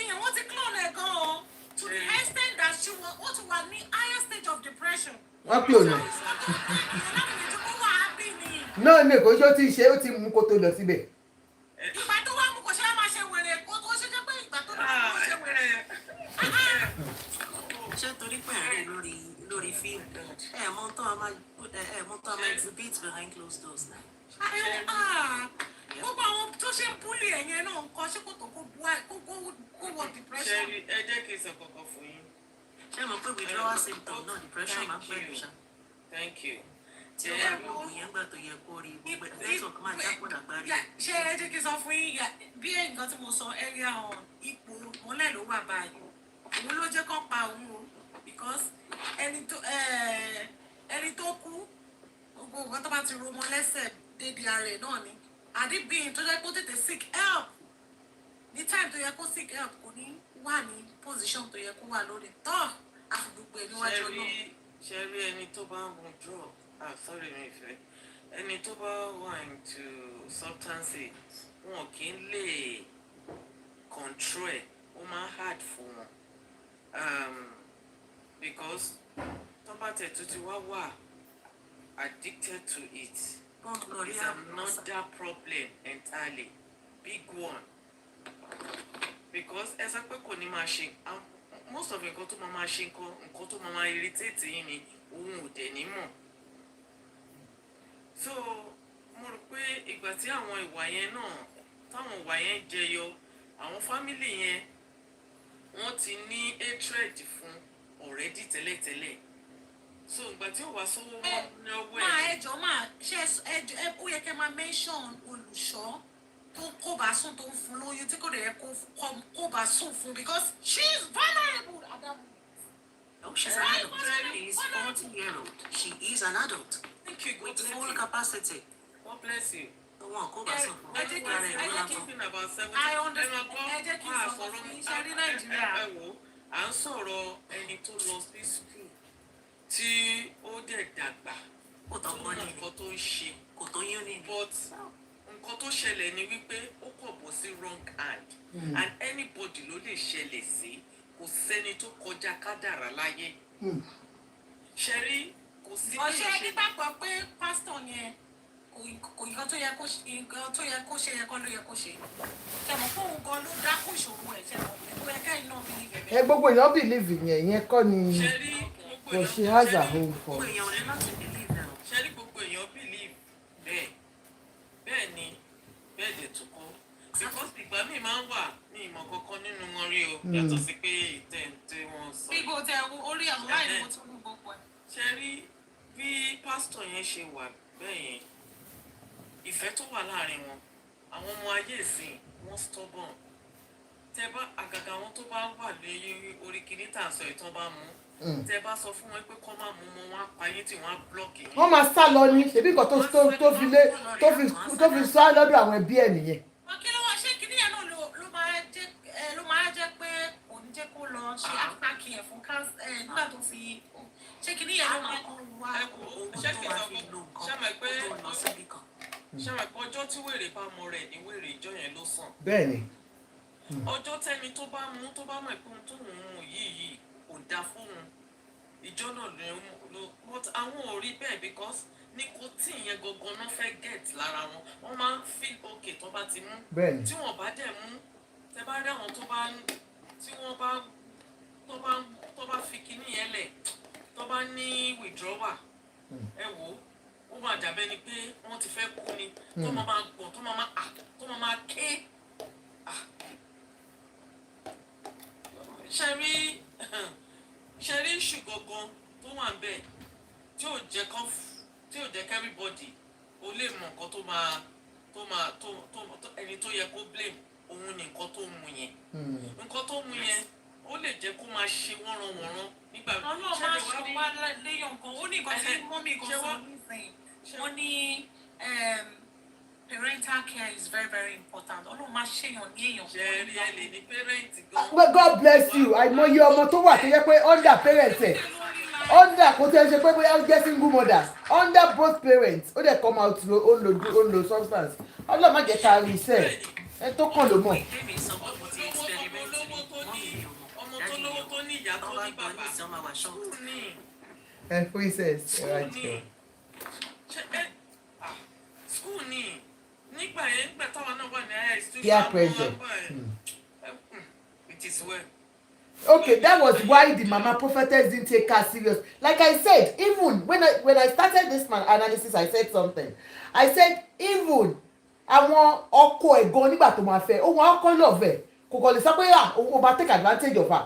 Number one, ó máa pay ẹ̀ pé ẹ máa gbọ́ ó máa pay ẹ̀ pé actress ni celebrity ni even coming to his church ó máa attract àwọn èèyàn so ó lè kọ́kọ́ ní genuine love fún àwọn ẹbí ọkọ náà máa sáré gbà because tani ò fẹ́ bá celebrity tán bó ti gbà tó débẹ̀ tó bá bẹ̀rẹ̀ sí ń wo àwọn ìwà yẹn àwọn ìwà tó yẹ pé ó máa wo tí bá wọn gbé rí ni wọ́n máa rùn ẹlòmíì ò personal hygiene wọn ó máa wà poor ṣé I understand a lot of things they will self neglect they will do everything so gba àwọn nǹkan tó fà á nìyẹn tó di pé wọ́n bẹ̀rẹ̀ sí ń jà people should try and understand in as much as yes we know the olùṣọ́ kò sí nǹkan tó lè ṣe of course we understand understand nǹkan tí mo sọ ó lè ó possible kó lo nǹkan fún I'm not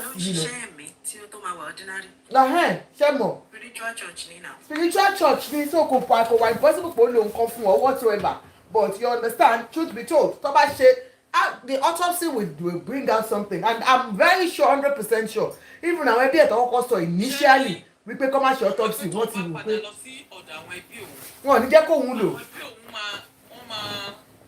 wọ́n á ní kó get help.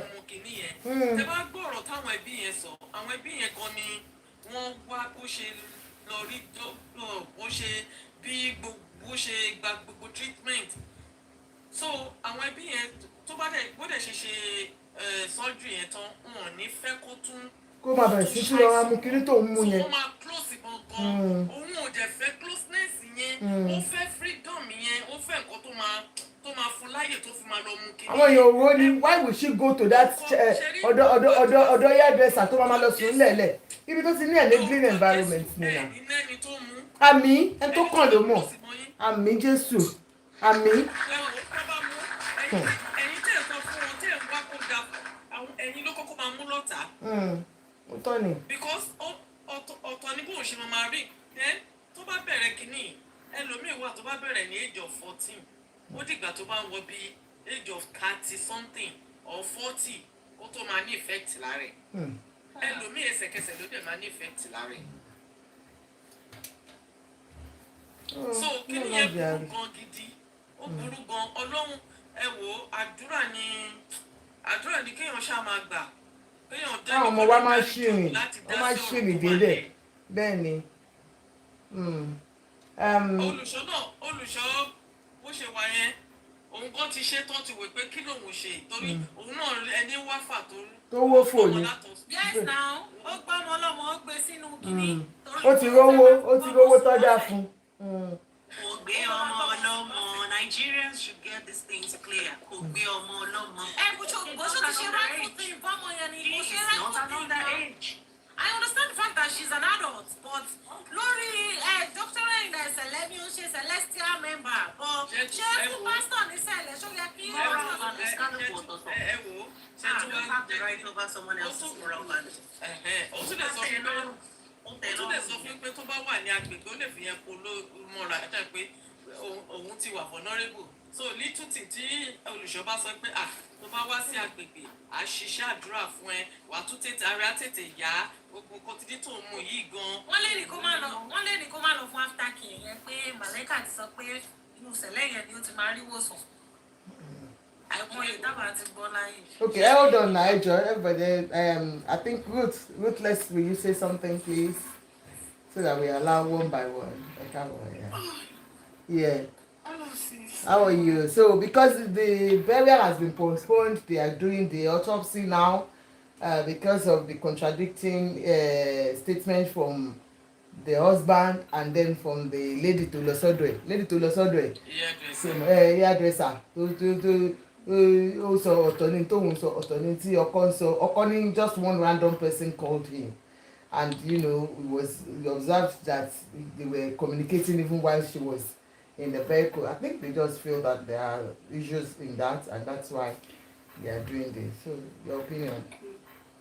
Yeah, it's quite unfortunate. It's everybody around that field, everyone that ever, the last few 24 hours of my life, everyone that ever had any contact with her, they failed her. And I always say it, one of the greatest problems we have in Africa is religion and Good our morning. spirituality. And I said something to people most of the time, know God for yourself. I'm not judging her, but I have never been in acceptance of, I know sometimes tradition also plays a part when people want to know some certain things are happening to you and you want to seek guidance. But one has to tread carefully when you're seeking guidance and tread where you go. One has Lord Mother. one has to tread one has to tread carefully when you're seeking guidance and know where you're going. It's quite unfortunate. It's really unfortunate. But with substance abuse, it's we never knew if we do, like I said the last time, we don't know the extent she had gone with that. We never knew if before she had sought help. We really don't have all those facts. But one thing that I would say is that pastor having anything to do with her. For me, I don't have facts, but reading his body language and the way he answered questions, it was just off for me. You cannot. It was saying she was always wasted. You know.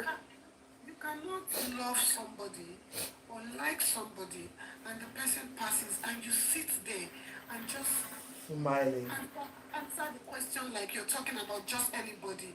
This is somebody you claimed that you had a relationship with. This is somebody you claimed you love. And you're talking about her like I am talking about her. I never knew her. I felt that he lacked empathy. I'm sorry, he lacked it. He had already disconnected from that lady. And that was why it was so easy for him to sit there and answer that question. If it was somebody he was so into, this girl just passed, I wouldn't think the first thing you would do was start granting interview. For someone you're mourning, you will take your time. Irrespective of what people are saying, you would want to take your time to mourn this person. But I just felt like he had disconnected from her. And it's just sad. Yeah, I want you to talk more on substance misuse for everyone. Like I talked about it. I don't know if you saw some videos I left on my platform about a lady that says she just bought this medication for weight gain, just like I'm using for weight gain, and then she was experiencing psychosis episodes. That she singing or she was giving prediction. She became mad, like total madness, you know.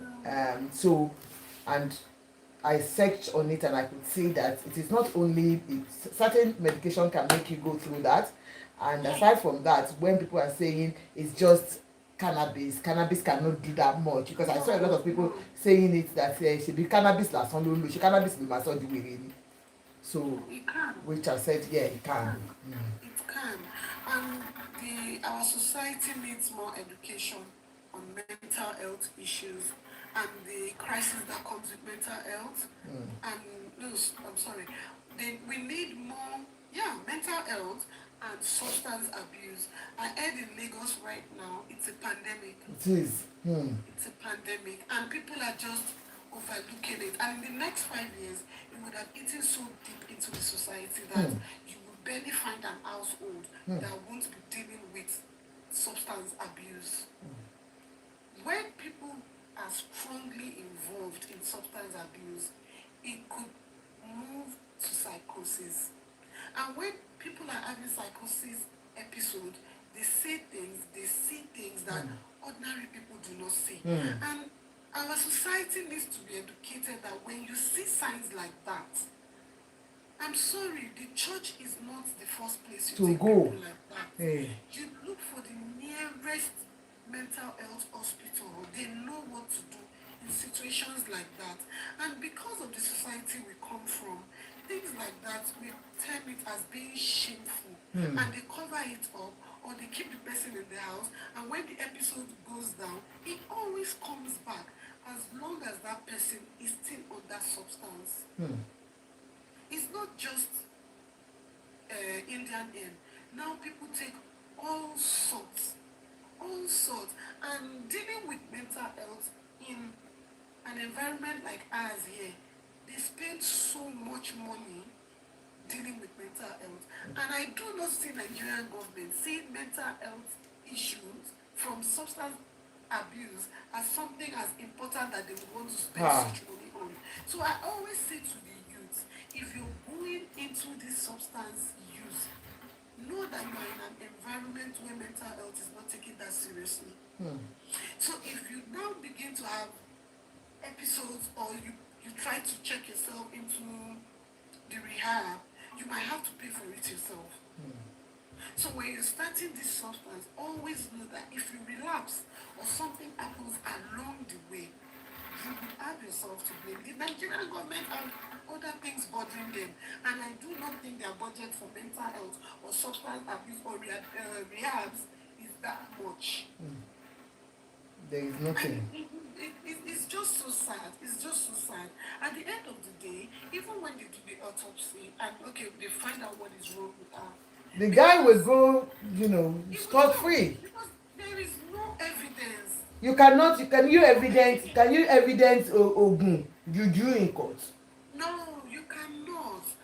The court does not believe in all those spiritualities. So there are no facts. There's no evidence. Everything is done to her. Even if they print out his bank statement today and they find transaction, this guy can say to the court, She gave me, it's gift. So she can give me this, yeah. So that's just the And this is somebody that had come out earlier to tell you that this guy was that is the all in all for her, So, And aside from, like we said the other time we talked about this thing, if we take out substance and we take out the spirituality, African women are just too desperate to be married. alone. Well, it's just so sad. We are just so desperate to be married. Too much emphasis on marriage, children, married children. I'm sure there were times that she would be in a normal state of mind and she can reflect on the things she's going through then. And she knows something inside her would keep saying to her, you're not in the right place. But she would rather stay there because she just wants to be married. You can imagine just living with a partner and she was already calling him my husband. Yeah. That was just signs of desperation. And most Nigerian women are like that. 80% are like that. And it's just sad. How coming? How do you read me? That is the reason women would continue to stay in very despicable circumstances just because they want to be called Mrs. or they want to be called someone's wife. And if you're lucky, you can get out of those situations. But if you find yourself as the lucky ones like Tope, your life might just pass. And this is a man that was said he had already married 2 women. Yeah, they said he married 2 earlier on. That man was just a walking red flag or red bill. Young girl. She was just too good and too young to have placed herself in that situation. A man that could, according to what we've read, he didn't even have an apartment of his own. Oh, living with daddy. So desperation would have made someone like her, with the sort of job she has done, she was ready to move in. She was ready to just stay anywhere with him. Yeah. And it's quite sad. I always say to people, marriage is good, but it's not the ticket to happiness. It's not the ticket To heaven. If you get it, it's fine. If you don't, your life should not end. Your life should not end if you don't get it. And if it's because you want children and you feel you just have to stay in situations that are not favorable to you, there are other ways now that with your money you can and get children. So it's really unfortunate, and I just hope that if the autopsy gives the family peace of mind after they found out, then let them go on with it. But as soon as it's done, let them just bury her. Go to the Mohbad. Yes, I don't want that situation to, because her death is already sad enough. Then I don't want that drama of people setting cameras and having to start giving us so much ideologies that they don't even exist. So for the family's mental health, for their peace of mind, I understand their loss, but let Tope just go and rest. While she was here, she had suffered too much. Right now, it's time for her to rest. Thank you, sis. It's time for her to rest. So I'll leave it there. Thank you, sis. Thank you very much. Thank you. Olúwa ṣe mí lóore. Olúwa ṣe mí lóore o. Mo dúpẹ́.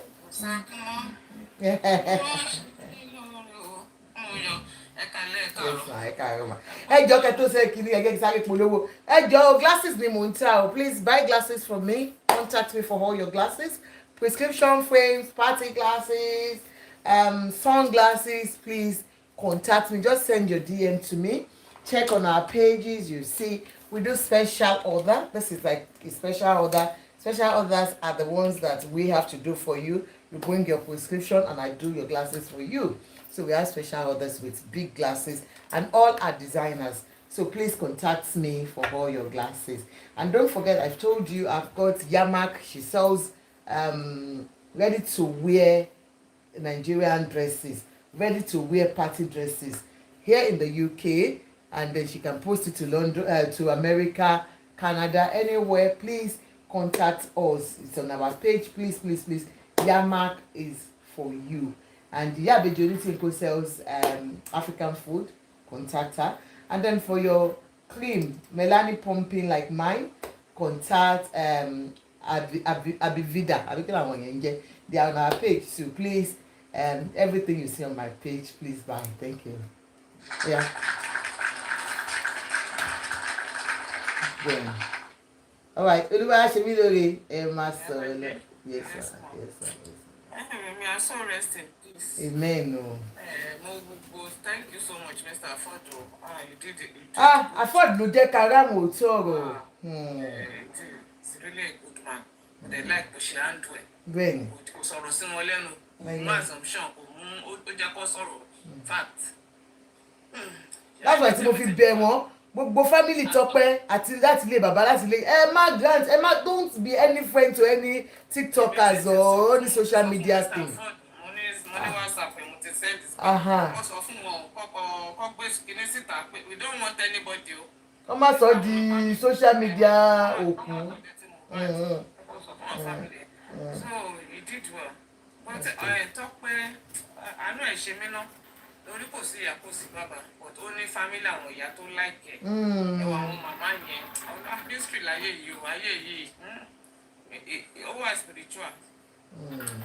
Àwọn people yìí, wọ́n káfí ẹ̀kọ́ mọ́ padà lọ wò tàtẹ̀ ló ṣe Oyinmomo, ó dàbí tó Oyinmomo TV. Ó dárúkọ àwọn aunties ẹ̀ náà, báwọn àti yẹn ṣe sọ náà ló ṣe sọ. Mo ṣe dúró tì. Ìgbà fún òun rí pé òun ní lọ́ọ̀bù yẹn, òun pe àti PG. Wọ́n dẹ̀ gbé òun náà wọ́n ṣe gbogbo ẹ̀.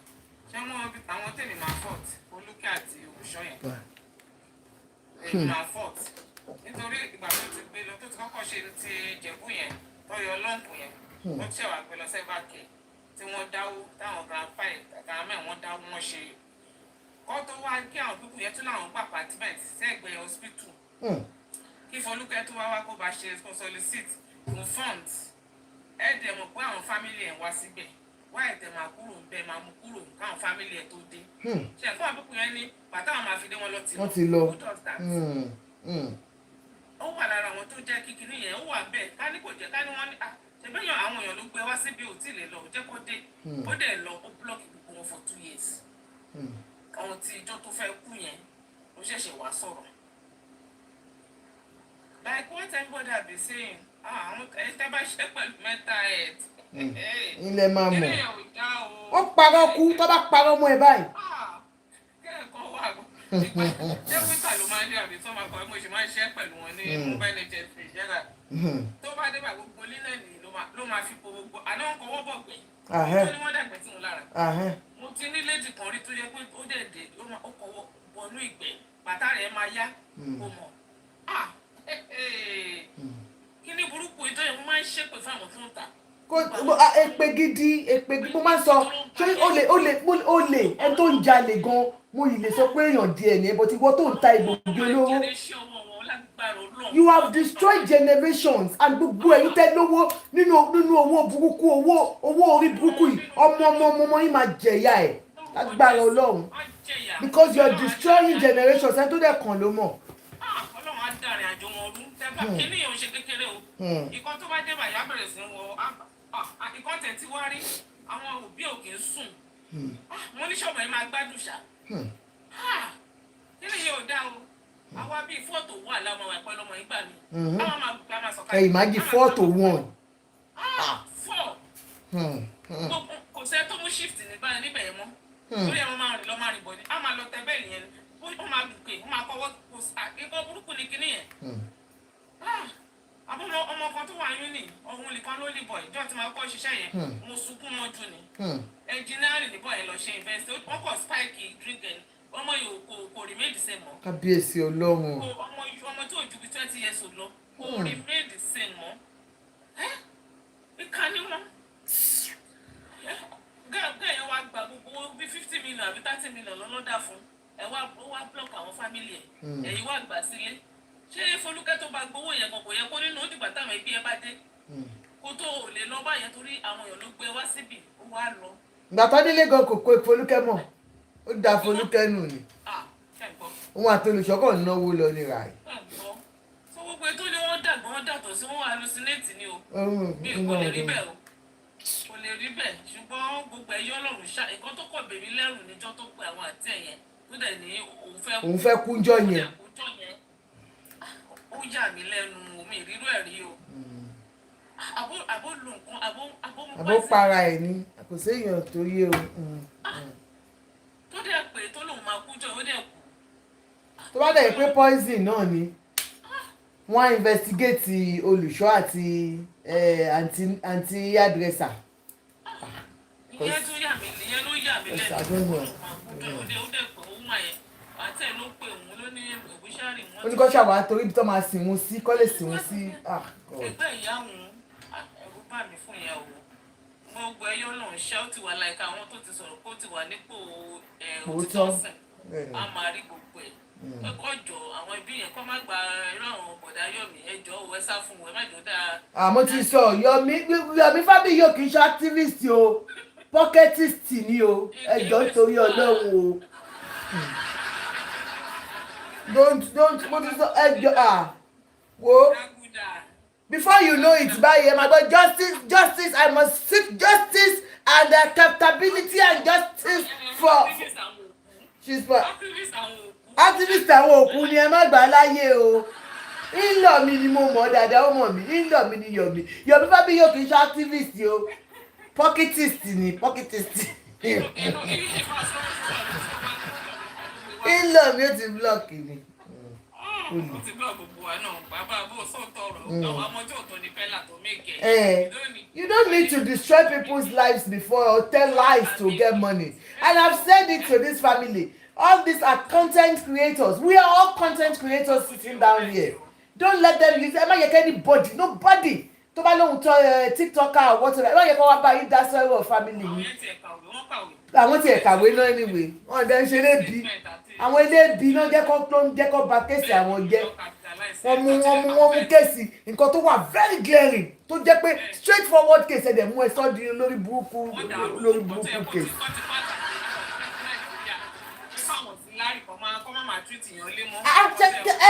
Olúwaṣẹ́mi lórí mi mọ̀ bóyá ẹ follow mi lórí Facebook. It was mainly for substance misuse, auxiliary nurses and àwọn contract tó máa ń bá wọn lọ sign àwọn artist tó yẹ pé wọ́n kò máa ń sign just anything. That was what we were fighting for. Kọ́ dẹ̀ mú wọ́n dẹ̀ sọ́dọ̀ lórí burúkú. Wọ́n sọ́dọ̀ lórí burúkú. Tí bàbá dey work monkey dey shop. Ebi Peter no ṣe fún. So it was what we were fighting for, but it is what it is. And then like I told you, please, the family kìnìún ẹ má gbà fún wọn o, please o. They will give you narrative sí òṣèlè nígbèsí ayé yín. Ẹ kò máa gbọ́ tó máa sọ wípé ọkọ Tọ́pẹ́ pé look máa pa ẹ́ lọ́la. Oríṣiríṣi lẹ́wọ̀n máa gbọ́ ẹ̀rọ Ọlọ́run máa bà yín. Ẹ má dáhùn o, irọ́ ló ń pa o, wọ́n fi yín jẹun ni. Ọba ti ṣe autopsy ẹ̀tọ́ ti rí kọjá kó lọ sí mi. Tó bá ṣe autopsy tẹ́ bá ti rí pé yes nǹkan tó mú kú náà ló mú kú wẹ́ àfi ń kọ́gbọ́n ni gbogbo wa fẹ́ kọ́gbọ́n láyé ni Ọlọ́run adéyẹ ká gbọ́n Ọlọ́run ní jẹ́ káwọn ọmọ wa ṣìrìn wọn ò ní ṣìrìn. And for this my own take still remains that women be self-aware of your life. Don't depend on marriage. Don't say because I've got to get married, I've got to have children. Kò ṣe gbogbo wa la máa bímọ láyé, kò ṣe gbogbo wa la máa lọ́kọ láyé. Yes, and then if you know you are desperate to have children, ó ti dàgbà, lọ ṣe surrogacy, lọ ṣe adoption, lọ ṣe IVF, Ọlọ́run á fún ẹ ṣe. Do not say pé gbogbo ìgbésí ayé ẹ gbọ́dọ̀ fọ́kọ. Ọkọ ni most ọkùnrin tẹ̀lé kò sọ́kọ mọ́ ọkọ akànbá wọn gbé ni. Àwọn adé ẹ̀gún ló kù kò sádé orí mọ́ wèrè ní gbogbo wọn. Àǹtí Júmi kí lẹ rí.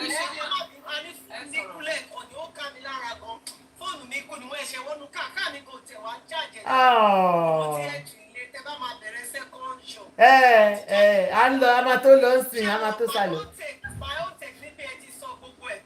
Nǹkan tèmi kàn mọ̀ ni pé ó dàbí àwọn fámìlì yẹn wọ́n ṣe pé àwọn fẹ́ ṣe autopsy yẹn. So it's going to be clearing for everybody. Bẹ́ẹ̀ni. Bóyá àkọ́bá ìlú ṣe o, bóyá àkọ́bá ìlú ṣe o. But ṣé mo pé mi sọ fún yín jọ ẹ pé tó bá yọ pàtì. Àǹtí mi ẹ̀jẹ̀ ó dà. Ẹ̀jẹ̀ mọ́ mi títí láyọ̀ bá wa gòkè mà. Àwọn tún lè experience dáadáa grandma bá wa gòkè wá tún wá bá wa ṣàlàyé mà. Wọ́n mi títí láyọ̀ fúláwùdà. Ẹ̀rì pẹ̀sì. Yà nǹkan tèmi kàn tẹ̀ fẹ́ sọ kí bá tèmi tó kú ni pé àǹtí Àjọkẹ́ to my own taste ó dà pé take pé àǹtí tí wọ́n ti sọ nǹkan kan pé ọ̀nà kì í ṣe pé ẹni tó bá máa ṣe nǹkan kan because for somebody to say pé òun máa kú ní ọjọ́ yẹn lóun máa kú sẹ́ẹ̀. Bóyá ó gbé nǹkan jẹ. Ọlọ́ọ̀bá ìkójọpọ̀ ọmọ ẹ̀ poison rẹ̀ and what cause it is bullying. Ṣé mọ̀ nǹkan tó ti because nǹkan tí mo ṣe sọ ni pé èmi mo máa ń stay up láti wo ọmọ tó jẹ́ pé òun ló jẹ́ kí gbogbo kìíní which is Akin ṣó ti yẹ yín tó jẹ́ kí contact kìíní yọ wípé gbogbo nǹkan tó pé voice note kan wà tó yẹ pé mo tẹ̀ lè play ẹ̀ ta òun làwọn family ẹ̀ fẹ́ òun làwọn family ẹ̀ gbọ́ tó fi láwọn máa tẹ́kọ̀ ẹ̀ up and nǹkan tí mo tún yẹ tẹ̀ èmi ti sọ pé ọlọ́wọ́ ìkójọpọ̀ ọmọ ìgbé nǹkan jẹ ni because àwọn tó like they said pé àwọn ará tó ju wọn kan wọ́n fún ẹlòmíì tó wọn ní ẹjọ́ ẹ má sọ o nǹkan báyìí ló ṣẹlẹ̀ nǹkan báyìí ló ṣẹlẹ̀ nǹkan báyìí ló ṣẹlẹ̀ o and Tope she's not the first wife she's not the second wife she's the third wife. Tó gbé wọnú ilé yẹn. ṣé mọ̀ tó ti wà ń bẹ̀ so everybody ti mọ̀ wípé maybe wọ́n fún mi or something like that. ṣé nǹkan tí mo sọ yẹ yìí. Yes ma'am. But the only thing ni pé ó máa ń mu kinní yẹn bọ̀ kì í ṣe pé àwọn èèyàn ní kì í ṣe pé bóyá ó ní sìgá ló máa ń mu jù but fine kinní yẹn lè ṣe kí èèyàn mọ̀ pé ó lè ṣe yà fine but bullying yẹn náà is something else àti Àjọkẹ́ kókó máa wò pé nílé ayé o kí ló kúkú ṣe gbogbo ìrìn tó ń rìn because ó ti fẹ́ ṣé mo sọ́njọ́ yẹn nìkan lè sọ ìgbà ẹni fóònù mi pé ó ti fẹ́ máa nǹkan ní UK rí náà tó ẹ pé excuse me tó ẹ pé ó sọ ṣò nínú Bíọ́lá tẹ bá lọ wo ṣó Bíọ́lá ń jọ ẹ ó ṣe fẹ́ ènìyàn or something like that ó kàn lè wo gbogbo ẹ pé ẹ mọ̀ ẹlòmíì kan lè rò ó pé ẹ mọ̀ orú àwọn ọmọ líle bẹ́ẹ̀ yẹn tó tún mu tó ló mu nǹkan bẹ́ẹ̀ yẹn ó kàn lè rò ó pé because for somebody to sọ pé òun máa kú jọ yẹn o ọlọ́pàá ká àti ọ̀pá ọlọ́run kó máa fọ̀rọ̀ kẹ́tọ́ pé òun máa kú sẹ́ẹ̀ àná òun máa kú sẹ́ẹ̀ kó dẹ̀ ní pé wọ́n dẹ̀ gbé lọ and poison tẹ bá láwọn tó jẹ poison wọ́n máa ń ṣe number 2 gan kan tó kú. wọ́n ní ẹ̀ẹ̀mejì ló ṣe number 2 yẹn serious number 2 sínú mọ́tò. Àǹtí Júmi, ṣíṣe number 2 is part of stages of passing on. Kò ń ṣe ẹ tó bá gbé poison jẹ nìkan. It's normal. All your muscles will relax, all your reflexes will relax. So both of the content máa jáde. Ó máa jáde lára ẹ̀. Gbogbo èèyàn ló máa ń ṣe number 2. Àfi tí ó bá ní nǹkan kan ló bá rẹ̀ lè lò. Occasional But stuff is I work in the hospital, not everybody, ma. I work in the hospital. I know what I'm talking about. Only common, I've seen at least multi and to just at least multi patient over 8. Don't push on me, and not everybody. Yeah, well, I'm talking from Peking, and even my mother. It's not everybody, but because on the pay 2 times the notion number 2 you're fine. If you go she go back, go to motor jet, or driver or something like that. Only jebe, but only bad jebe. Let's assume it that. But so I'm not saying pay your colopa, I think but you know bullying is part of getting up. Tí wọ́n bá bully èèyàn àti pé gbogbo ilé ìwọ̀n máa kọ́yọ̀ lẹ́kọ̀ọ́ tó bá lówó ẹ̀ ọmọ ìyá mi tó bá fowó ṣe máa tọ́jú owó ẹ̀ tó bá invest and one woman was like that woman kan kí ni ẹbí nínú ipe ó lè ra chain ìfọ́kọ ẹ̀ náà what the heck owó táwọn èèyàn solicit fún tọ́jà fún nígbà kó fi tọ́jú ara ẹ̀